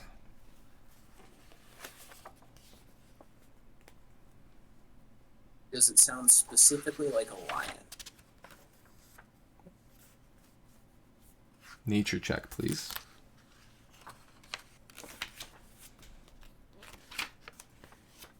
$14. You have no idea. I don't know if it sounds like a lion. Correct.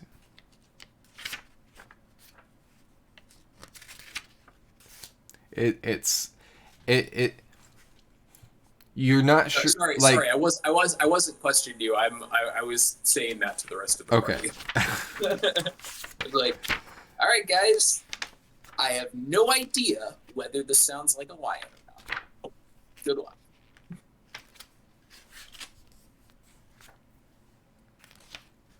Can I try to imitate the snoring that I heard at Piran's house? Like through a performance or something. There you go. That's a good idea.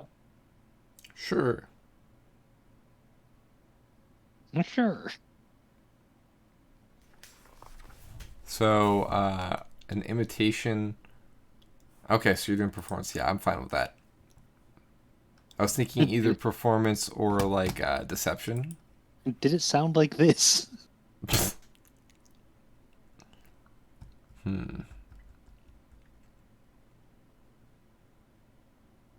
So you're just kind of making this loud snoring lion sound Yes. as best as you can. Give me your best impression.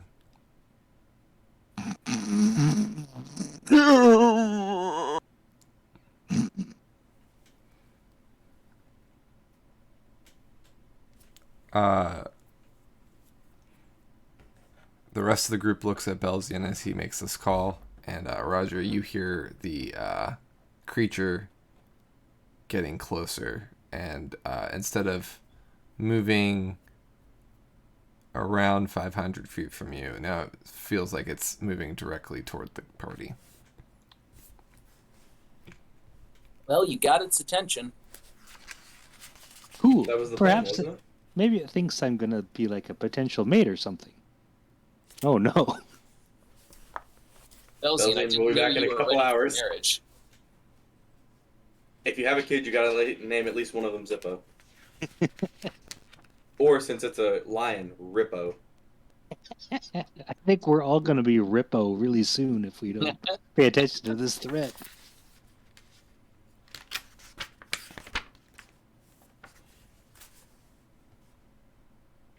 All right, so is the party squaring up? Are they hiding?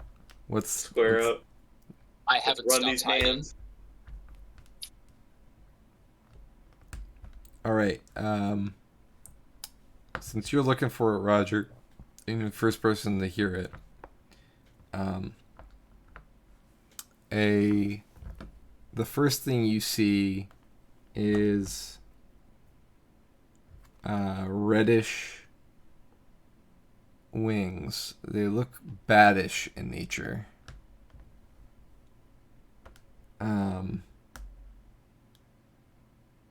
But there is also a reddish fur that streaks stripes along the arm appendage of the wing.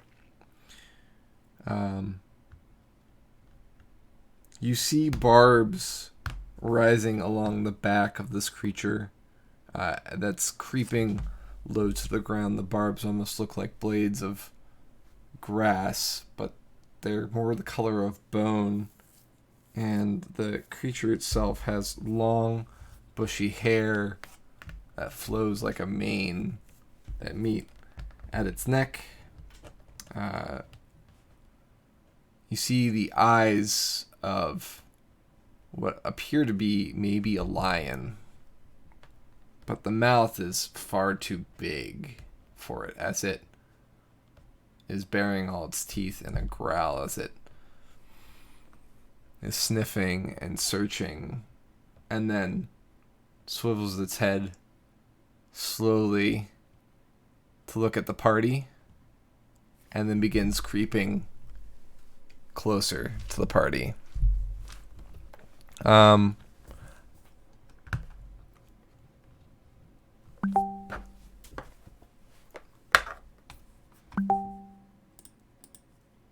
second. Sorry, I'm getting a message.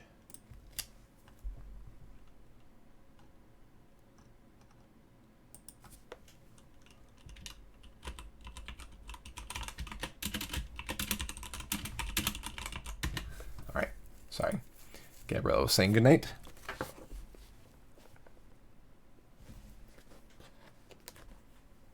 If it's definitely noticed us already, I'm gonna shoot it with a fire arrow. Okay.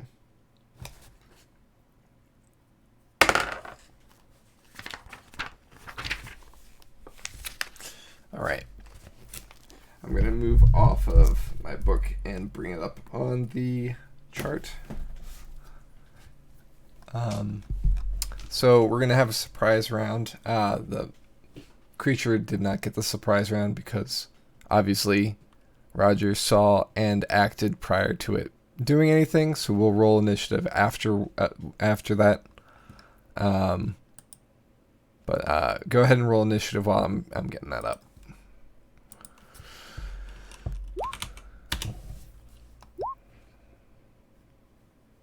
Well, hey, an above average initiative roll for once. Way to go.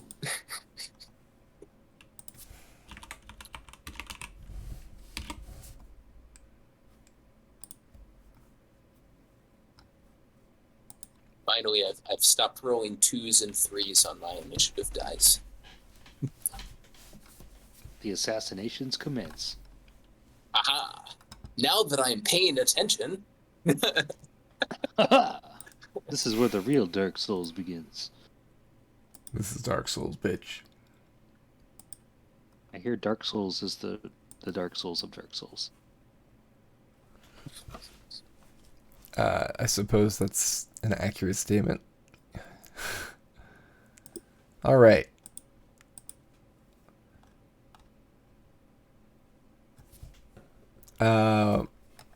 Let's see what your attack is, Roger.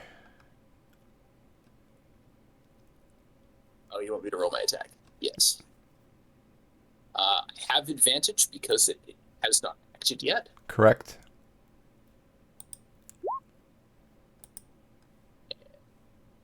One more roll. Does a 25 hit? It does. Right. This is an automatic critical hit because it is surprised. Yep. So it's been a while. Remind me, in 5th edition, is that just rolling the damage twice? Yes. All right. So what's your sneak attack? No, I mean what's your how many d6s is it? 3d6. Okay, so you're rolling 6d6. Oh, I'm just gonna click the Right. the thing and be on 20 twice here. That's but yeah. fine. So the 13 and then 11 is like two different rolls, right? So you're shooting your longbow, it's 8 plus 5, and then 11 for the sneak attack, right? Yeah. Okay. And then the second set for the automatic critical. Plus 1d6 because I was using a fire arrow. Do I roll that twice with the critical hit, or is it still just... Yeah, You do. it's all damage that you hit with the crit with. All right. So plus an extra 7 on top of that giant stack of things. Okay, so 20, 44, plus 7. So 51.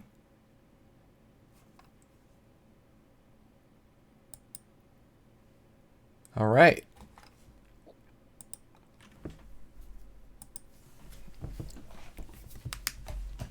So,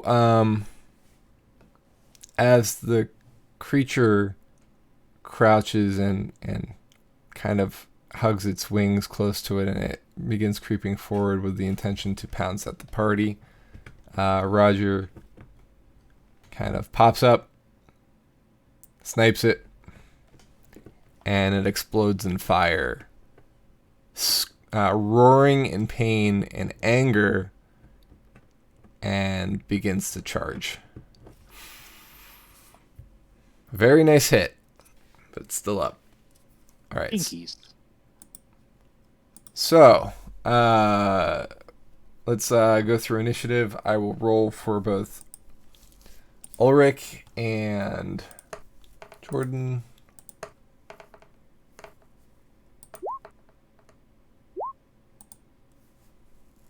It's funny. There's some very nice rolls there for Ulrich and Jordan. Yeah.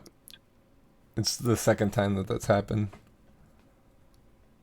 Well, this time the result of this roll is the tracker, but no valid token was selected. Yeah, that's fine. That's probably one of the reasons why. So where's the initiative? There it is. All right, so Roger, you also got a 23, correct? Yes, I got a 23. All right, so Roger. Oh. Gerard's here again.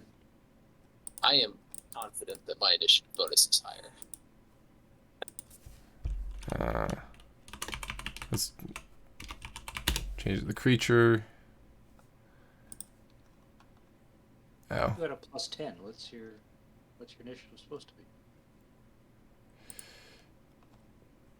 These weren't originally appearing, so just give me a second. So Roger has a 23, and then it is Jordan, and then it's Ulrich at 20. Anybody get a 20 or higher? All right, 15 or higher? 15. All right. Oh, I need to roll for the creature.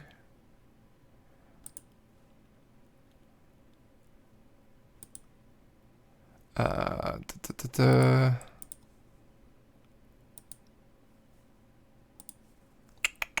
it is.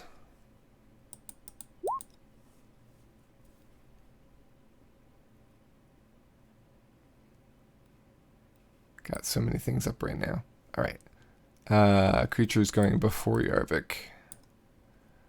Then we have 10 or higher. I got a 10.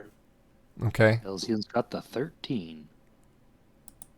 You got a 14, don't you? Oh, I'm reading the wrong one. Yeah, 14. All right. My So rolls we are have good. Roger, Jordan, Ulrich, the creature, Yarvik, Belzy, and Zippo. Sound right? Yep. All right. Yep. Roger, by sheer order of initiative, gets to go again. Hooray! Yay, my character is doing the thing they were built to do. Yeah. Doesn't it feel good? Go first twice. Hopefully win before second action. So it still hasn't taken a turn in combat yet, so I still have advantage. You do. You don't have the assassinate anymore. No automatic crits anymore, Right. unfortunately. Roll a 20. Easy. We'll use a regular arrow this time.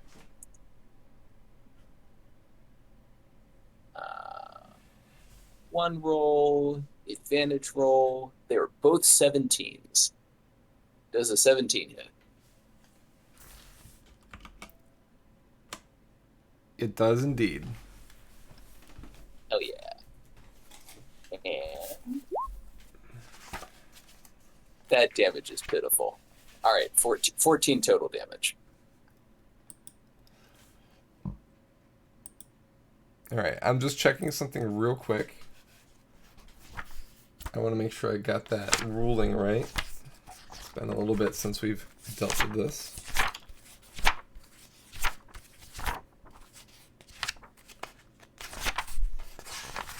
Not to break up combat too much, but figured these are the big questions you gotta ask, right? RP.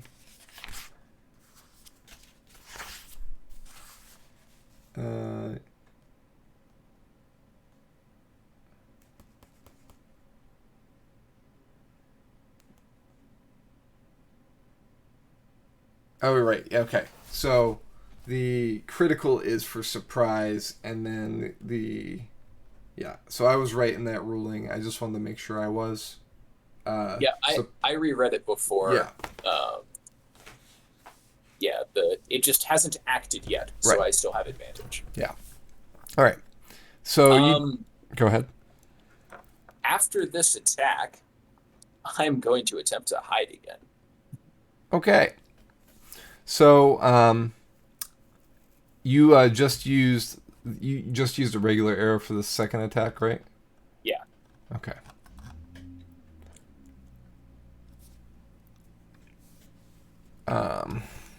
Stealth check. I assume it's still up.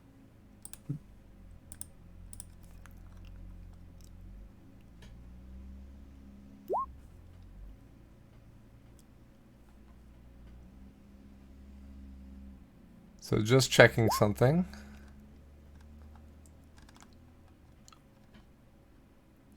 It is not. So when you let the second arrow fly, you kind of, the first hit was like a critical. You like injured it in its eye. It like roared in pain, but was like still coming out of sheer instinct and anger. But you managed to shoot it like in its other eye, both blinding it and finishing it off. It collapses to the ground, wings laying limp, barbed tail flat out, its barbs that run along its spine kind of quivering in instinctual death throes. That's pretty hardcore. Why would you just do that all the time? Save some for the rest of us, Roger. I mean, come on. I'm definitely still hiding after doing that. You saw nothing.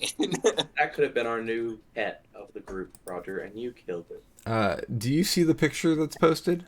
Yes. Yep. That's why I said that. It is awesome. That's why I made the hardcore joke. I gotcha. So I didn't mean to make the picture appear, but I'm glad I did because now I know how to display pictures in this. It's you click on VTT for the creature in the picture. I must have somehow clicked that at some point. So Out of character, this is a very fun monster. It's a shame it didn't get to do Was anything. it like a manticore or something? it's a manticore. Yeah, it's Manticore. The last time I fought some, they were like, they got de-winged by one of our party members. Like, he literally was like, I'm aiming for the wings and the wings only. And so we de-winged them and then left them in a pit and ran. That's terrible. We were not having none of that. We were not ready. Like, they were bopping us, and we were like, no. De-winged, leave. We should chop it up for bits. Yeah, I never know when we're gonna get back to Jewel, right? Yeah. Plus, I bet the tail goes for a lot of money. I'm uncertain if And I feel either like any of us have ever seen one of these before. You have not. we haven't. And I feel like, one, if we do go back to our country, that would be like a good thing to tell them, like, hey, watch out for these beasts. And two, that might be some kind of beast that is like a prize in this land. So if we have it, people might be like, oh, you're pretty good hunters. Yeah. Just roll around with its head in a sack.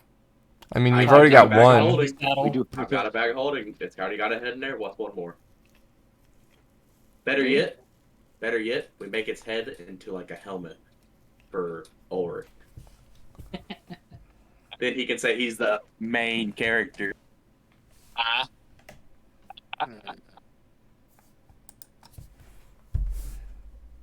Maybe we could start some kind of tour group or like a tourist company to help people with the barbarian lands. Like, we've got manticores, we've got people living in caves, the likes that you have never seen in Seregen.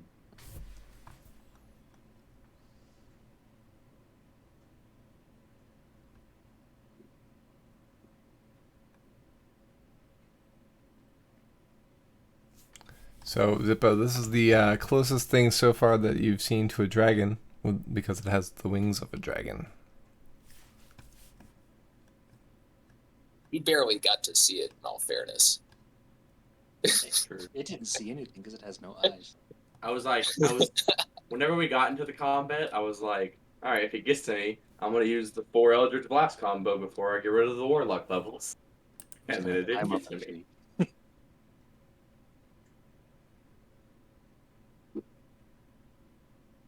Dang, that thing got assassinated. It really I did. mean, Ooh, headshot. he lives up to his name. For the first time in any time we've ever played with him. Or killed anything with him. I'm telling you, one of these days I'm finally going to roll above a 10 on initiative. And then you watch out. Now the Goblin King got it pretty good. That is true. That is true. He did bop that Goblin King pretty fast. Set him straight to the second phase of the boss fight. Unfortunately for him, the Goblin King got right back up. Unfortunately for the Manticore does not have that ability. I just had a boss do that to me in Elden Ring last night. It phase you? It second phased me, yeah. So I thought you were going to say that at work. I asked some kids to leave the premises, and they turned into a giant monster.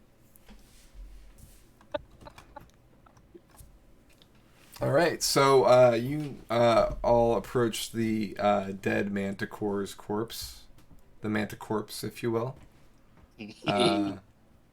So Amethyst, you said you're gonna chop it up for bits. I'm definitely going Zippo to cut wants the to tail do some off if I stuff. can do it without pricking myself. Okay. I am proficient with a poisoner's kit, so Uh-huh. hopefully I can handle this safely. All right.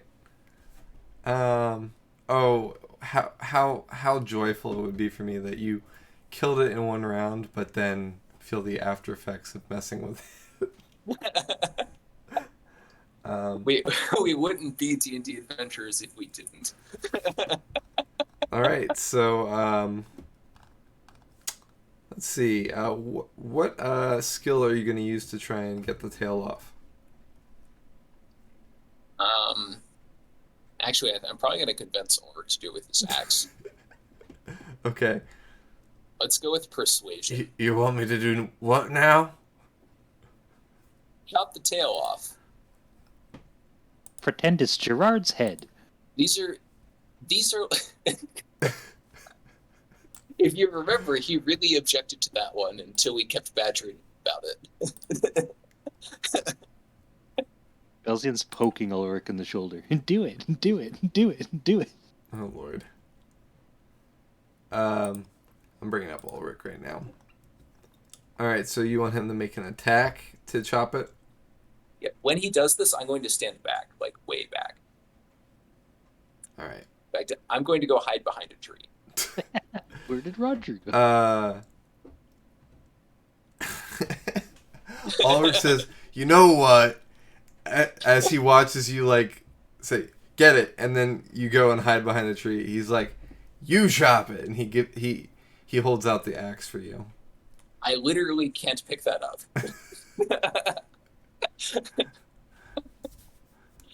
I don't think I'm strong enough to swing that. I'm also not proficient with that weapon. Maybe Zippo could try. It's let's see, proficiency. You don't have proficiency with a great axe. Nope, that's a martial weapon. I don't have that. I'm only proficient with the bows that I'm using because I'm an elf. You're only proficient with simple, I assume. Yeah. You have finesse weapons? Rapiers and finesse weapons and simple weapons. That's all that rogues get. Elves just get long sword, short sword, and bows. Yeah, in fact, Ulrich might be the only one that can wield that great axe in the party. Pretty sure. Proficiency. Like, I'm pretty sure some of us can pick it up. But... Ulrich, I think you're the only person who knows how to use that. All right. So He makes a attack.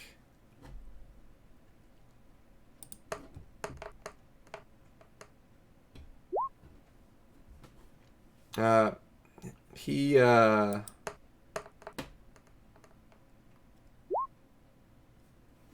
cuts through the tail on the second swing. Yeah. He's rolling really low damage. I don't know why I rolled twice.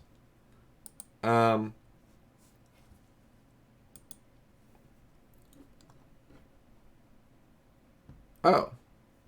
Well, that's interesting. It just re-rolled it for whatever reason. I wonder if the dice got stuck and it just re-rolled it automatically. That's weird. Anyway, he slices through the tail, kind of where you pointed to. He was fairly accurate with the cut. Slices it through on the second, so it's a little messy, but it's and it's definitely bleeding a lot as it's draining out. There's kind of a hissing sound as some of the liquid hits the cool water of the forest floor. Seems this creature's fairly hot-blooded. Or whatever's in the tail is reacting to the water. If it's hot-blooded, it might have a fever of 103. Hot burning! Oh dear. You're just Well- full of jokes tonight.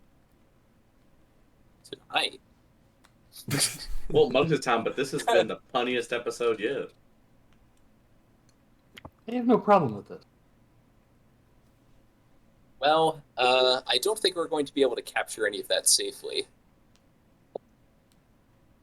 I could So squeeze. you said it was hitting like the water on the forest floor, right? Yep. Is there any way I can shape the water on the forest floor to make like a vial that would hold some of it that he can then pick up that ice vial and pour it into an actual vial? I'm going to say no, mainly because it's mixing fairly... Like, if it was just water, maybe, but it's quickly not water. You know what I mean? Yeah, gotcha. In the past, we have consumed potions of invisibility. Do we still have the empty bottles that those were in? Check your character sheet. I would say no. I didn't even add the potion to my character because we consumed it right away. Yeah, so you probably consumed it in the barracks and left the bottles there. Yeah, they probably have like a recycling program. I do have 3 water skins if you want to use one to try to pick up some of that liquid. You still might get poisoned, but at least you'll have some in a water skin. I don't know if it'll tear the water skin or not, though, so you got a 50-50 shot. Elsian doesn't really want to touch the manticore's tail, but if anyone requests it, he will try to squeeze the tail like a tube of toothpaste. You know, get those last drops. Yeah, this would be different if I had like a funnel. You want to make an ice funnel Add that to your out shopping of the water list. I have? My shopping list is so long. Anti-venom is the thing that I need to add to my shopping list, by the way. So what if I use one of my water skins to make you a funnel? Would that make it easier for you? Because I have 3 water skins. I don't know if we can, like, reliably save whatever this is. Yeah. I mean, there's a good chance one of us gets poisoned and possibly dies, but it's Let's an adventure. not risk it. You know, we just gotta leave it up to our imagination. I wanted to try it. It ended up not being as good of an idea as I thought. And best to just abandon the idea now before anybody gets hurt. Besides the Understandable. Manticore. You gotta know when to grip it and when to rip it. You know, Beyblade. Now is the time for gripping and not for ripping. I understand.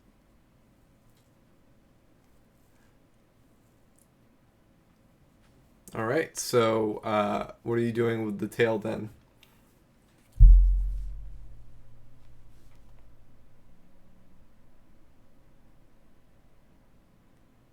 I was just gonna leave it there. Oh, okay. It looks pretty dangerous. We could take it with us, maybe. I make a glove out of it. Just like drag it along behind one of the horses. Drag it around. It could be a deterrent to our enemies. Yeah, we killed a manticore. That's right. You- We stole its tail. By the way, once the manticore was slain and you guys started hacking at the body, the forest kind of resumed its activity. Oh, so we're not scary enough to justify them being quiet? Apparently not. That Give should it tell time, you. brother. But Give it see, time. that right there should tell you something. Yeah, forest animals not very smart. What a bunch of wimps. Well, I when in just doubt, shot it twice. go on out. So, if we're not scary enough, we either need to get out of the forest or make it scared of us. We need to find a bigger forest, We'll get a bigger forest to come back and beat this forest up. right? There we go. That's the solution. Should we bring manticore parts with us? Like, can we I try to- definitely think we should bring something with us because I feel like the people here might want to trade with what we have, but if we have something that they would consider dangerous or something they consider something they want, then we'll definitely be able to trade or make conversation. Can I inspect or investigate the manticorpse for anything that might be valuable, like claws or teeth? Sure.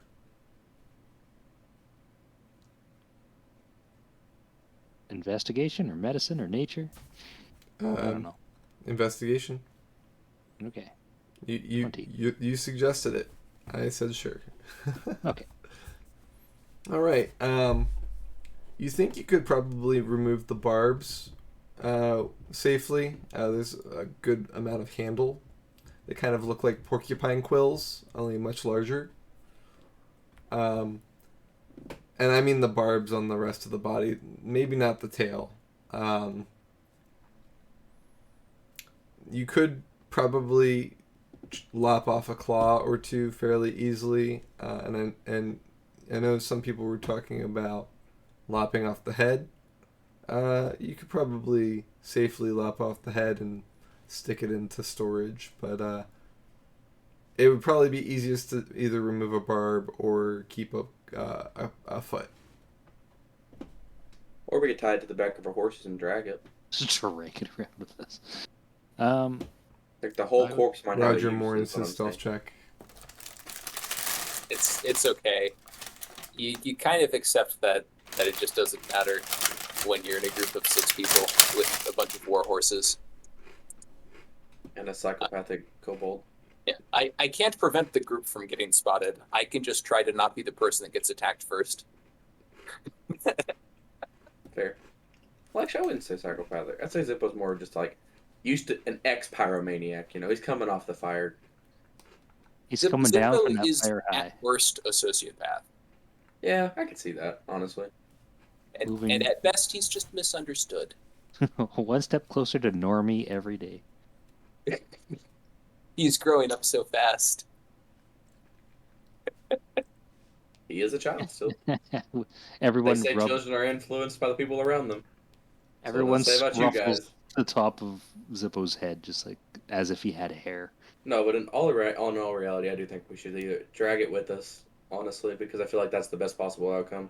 It might slow us down a little bit, but we have that as like a, oh, we killed this trait thing. But there also is another downside, other than slowing us down. What if this is like a sacred thing to these people, and then we just killed like their equivalent of my dragons? Like, you killed a manticore, you must be shunned. Hey, what if this is somebody's pet? If I'm capable of two-shotting a sacred animal, You need to be Then paid more. then they probably don't. They probably don't really have the ability to stop us from doing anything. That's fair. You know what? I like that option. Let's tie him. Let's tie him up and take him. Before we do that, though, let us try to harvest these barbs, or possibly the claws. Would anyone like to help me try to take these barbs out? I'll poke it with an arrow. But... Don't you have like some kind of polka dot knife? Sure, it might work on these. We'll just give it a shot. Yeah. What do you think? Like a nature or a medicine check? Animal handling? Is a manticore an animal or a person? It's definitely handling it somehow.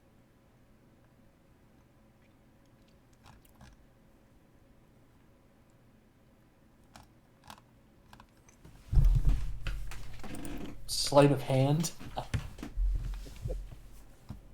Yeah, would surgery be medicine or sleight of hand? Maybe it's probably go under survival, I would guess. I would or- say, Surgery is definitely medicine. yeah. A part where you just try to cut stuff up. I don't know. I would say Harvest- you can either harvesting make them a dexterity check or an attack, or if you want to be precise about it, to make sure that you're not damaging the item or potentially yourself. You could try medicine for sure. If you have anything to help you with medicine, that all the better. Anyone like to help me with this medicine check? Yeah, I got like nothing on medicine. I'm not a medicine guy. Apparently, neither is Belzian. We don't have any Dr. Quinns with us, apparently. My medicine is actually just as good as Belzian's. I'll roll. Just a- And Literally it's just as good as Belzian's. We are of like minds. So, Belzian tries to pull out one of the quills, and it seems to like be embedded in the skin far enough that it's kind of hard to. You're sure that like if it came into contact with something, it could break off, but generally that's when it sticks into something else. For whatever reason, you're not able to bend it off. Roger's like, here, let me try. Roger bends off, tries to bend it, and snaps the tip off, but the rest of the quill's still in the body. So there's like, it's like almost an arrowhead sized piece.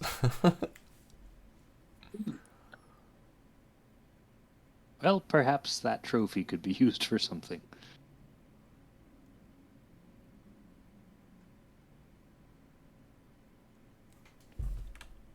So are we just going to drag this thing along behind us? Are we bringing the tail? So you're dragging the whole tail or the whole manticore? We got enough war horses to drag the whole manticore.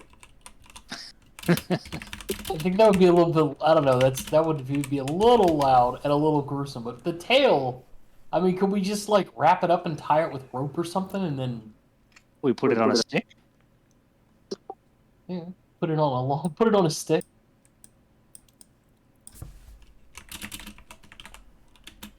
You guys are making me look up all kinds of stuff. Good. Knowledge. All right, how many war horses do we have?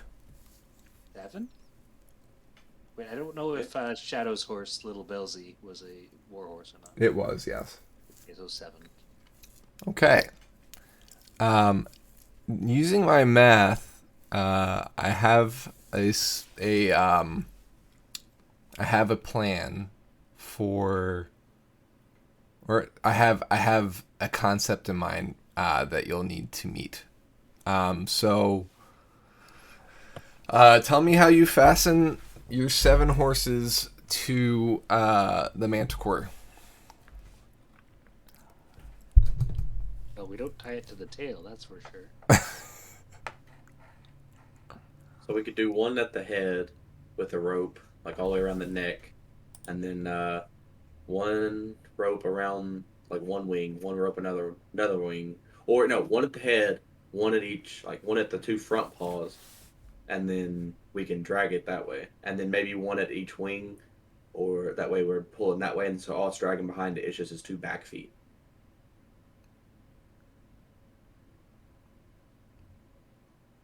Like it's doing a Superman type move. Yeah.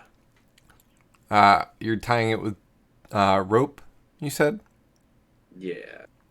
Do we have 7 ropes? Each of us should have a 50-foot rope, don't we? That's 6 people. I have another one. I have 2 actually, because I have the one that I came with and the one that's on my cloak. Okay. Yeah.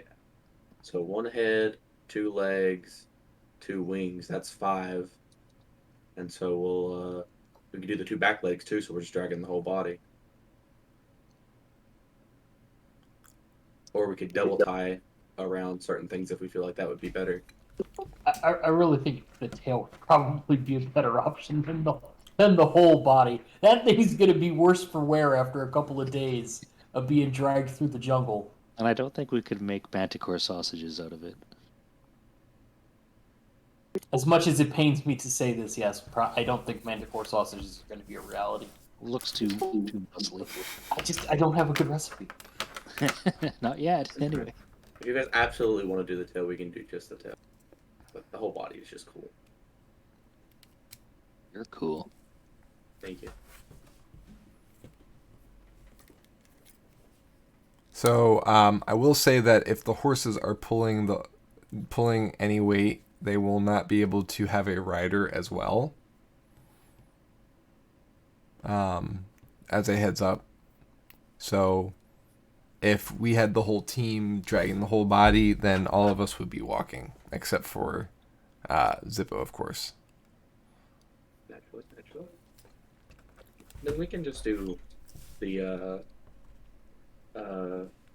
just the tail. I mean, it's probably big enough to be dragged by 1 horse or put on the back of Little Belsy since nobody's riding Little Belsy. If it's just the tail, couldn't we just feed it into a bag of holding, maybe?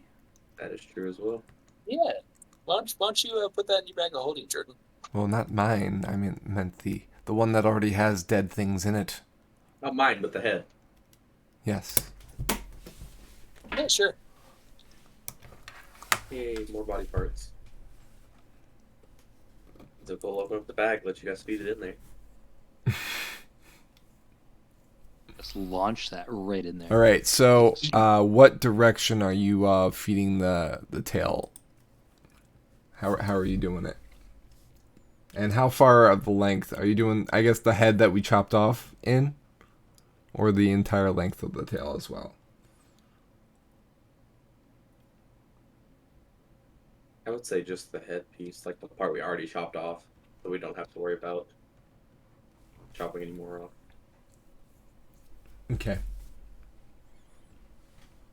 All right. So who's putting the tail in so that I can tell you what to roll?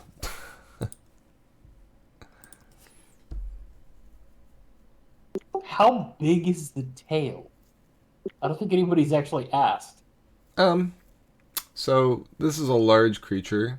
I would say that the tail is probably about as the head piece is probably about as long as your arm, Yarvik. Maybe even most of your arm span. So it's basically like a snake. It would be like a big snake. Well, I'm talking about the head of it, that crown looking thing. Yeah, the snake-like tail is most definitely taller than you, or longer than you are tall. I think that's a 2-man lift. We're making sure we're lifting correctly. Lift with the knees. Lift from the knees. I will.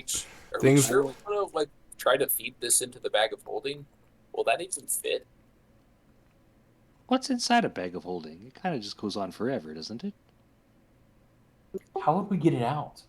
Because you have to call or think of the thing, and then you just dump it out. I don't know. That Maybe- sounds like a recipe for disaster. Perhaps we shouldn't do that. Okay, why? What are your objections? I mean, there's prickles on this thing. The part that we cut may have some sort of injurious acids coming out of it. Maybe we could wrap that up for safety before we put it in the bag. Why don't we just chop off one of the claws and be done with it. Oh, we're back to Yeah. the claw shopping. Hold on, let me try my dagger. Yeah, if we need a trophy, just cut off like one of the non-venomous parts of this thing.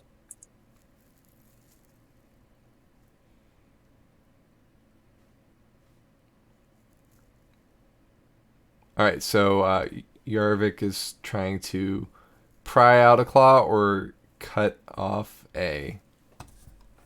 I'm just taking a lop at one of the toes. All right, so you rolled a 4 plus 8, so 12. So you're just sawing off one of the toes. Yep, with the claw and all. Just take the whole thing off. All right. It seems to be the tendons in the finger bones seem to be tough enough that your sawing doesn't seem to do much to it. You might need to try a second time to keep sawing at it. But if a tiny stick doesn't work, use a bigger stick. That'll do it.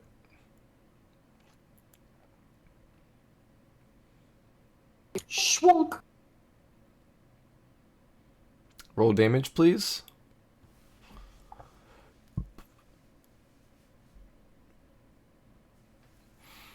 All right. You, being that it's dead, can called shot lop off the toe from or it's like the thumb of the front claw of one of the front claws. All right, I'm just gonna take it over to the bag of holding and. Okay, here's how do you here.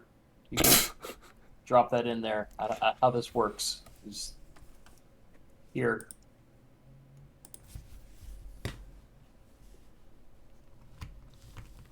So, truth be told, now that we have solved, or we have settled on what we are taking as a trophy from the Manticore, the Manticore was 1,000 pounds, so half a ton. We can only carry 200 pounds back to the wagon. And, Wait, wrong dude. horses can only pull about 1/10 of their weight. War horses are about 1,200 pounds. So 7 times 12 would have been close, but it wouldn't have been enough. So you would have fastened this Manticore to your 7 horses, and then it wouldn't have worked. Then I would have put out the 8th horse from the Telling me boat. so what you're saying is 7 horsepower isn't enough to haul 1,000 pounds. It's just It isn't, no. Not unless you like chopped off the feet and put wheels on or something. Trojan Manticore. A Manticart. I'm imagining that. That's great. So, I'm glad that I was fully prepared to see it through and see what you did to try and lighten the load or whatnot. Like, because there's definitely things you could do if you doubled down on it, but Just killed ultimately this thing. We're just mangling. you saved yourselves a lot of time and aggravation by cutting off a toe.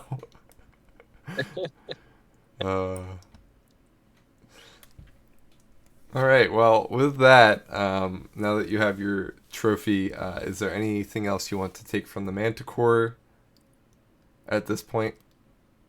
No, like this is it. Yeah, Belzian's back on his horse. I think we've successfully wasted as much time as we could with this. All right. Well, I think we're gonna end it there then for tonight. Good session, guys. So I know it doesn't feel like we got a lot done or a lot of progress, but you did do a day's travel. So I mean that's something. So next week, in 2 weeks, hopefully we'll have a full party because next session is our year anniversary of us being in this campaign. It'll be the 21st of April, right? No, the 19th. Sorry, the other direction. The 19th of April, which is one day before when we did session 0 last year. So GG guys on a year. I'll say that again next session. But thanks for joining us out there in Twitchland, and I hope everyone this podcast finds you well and safe. So everybody's good for 2 weeks from now, correct? Yep. Awesome. Well, I'll see you all there. And as always, stay classy. Bye.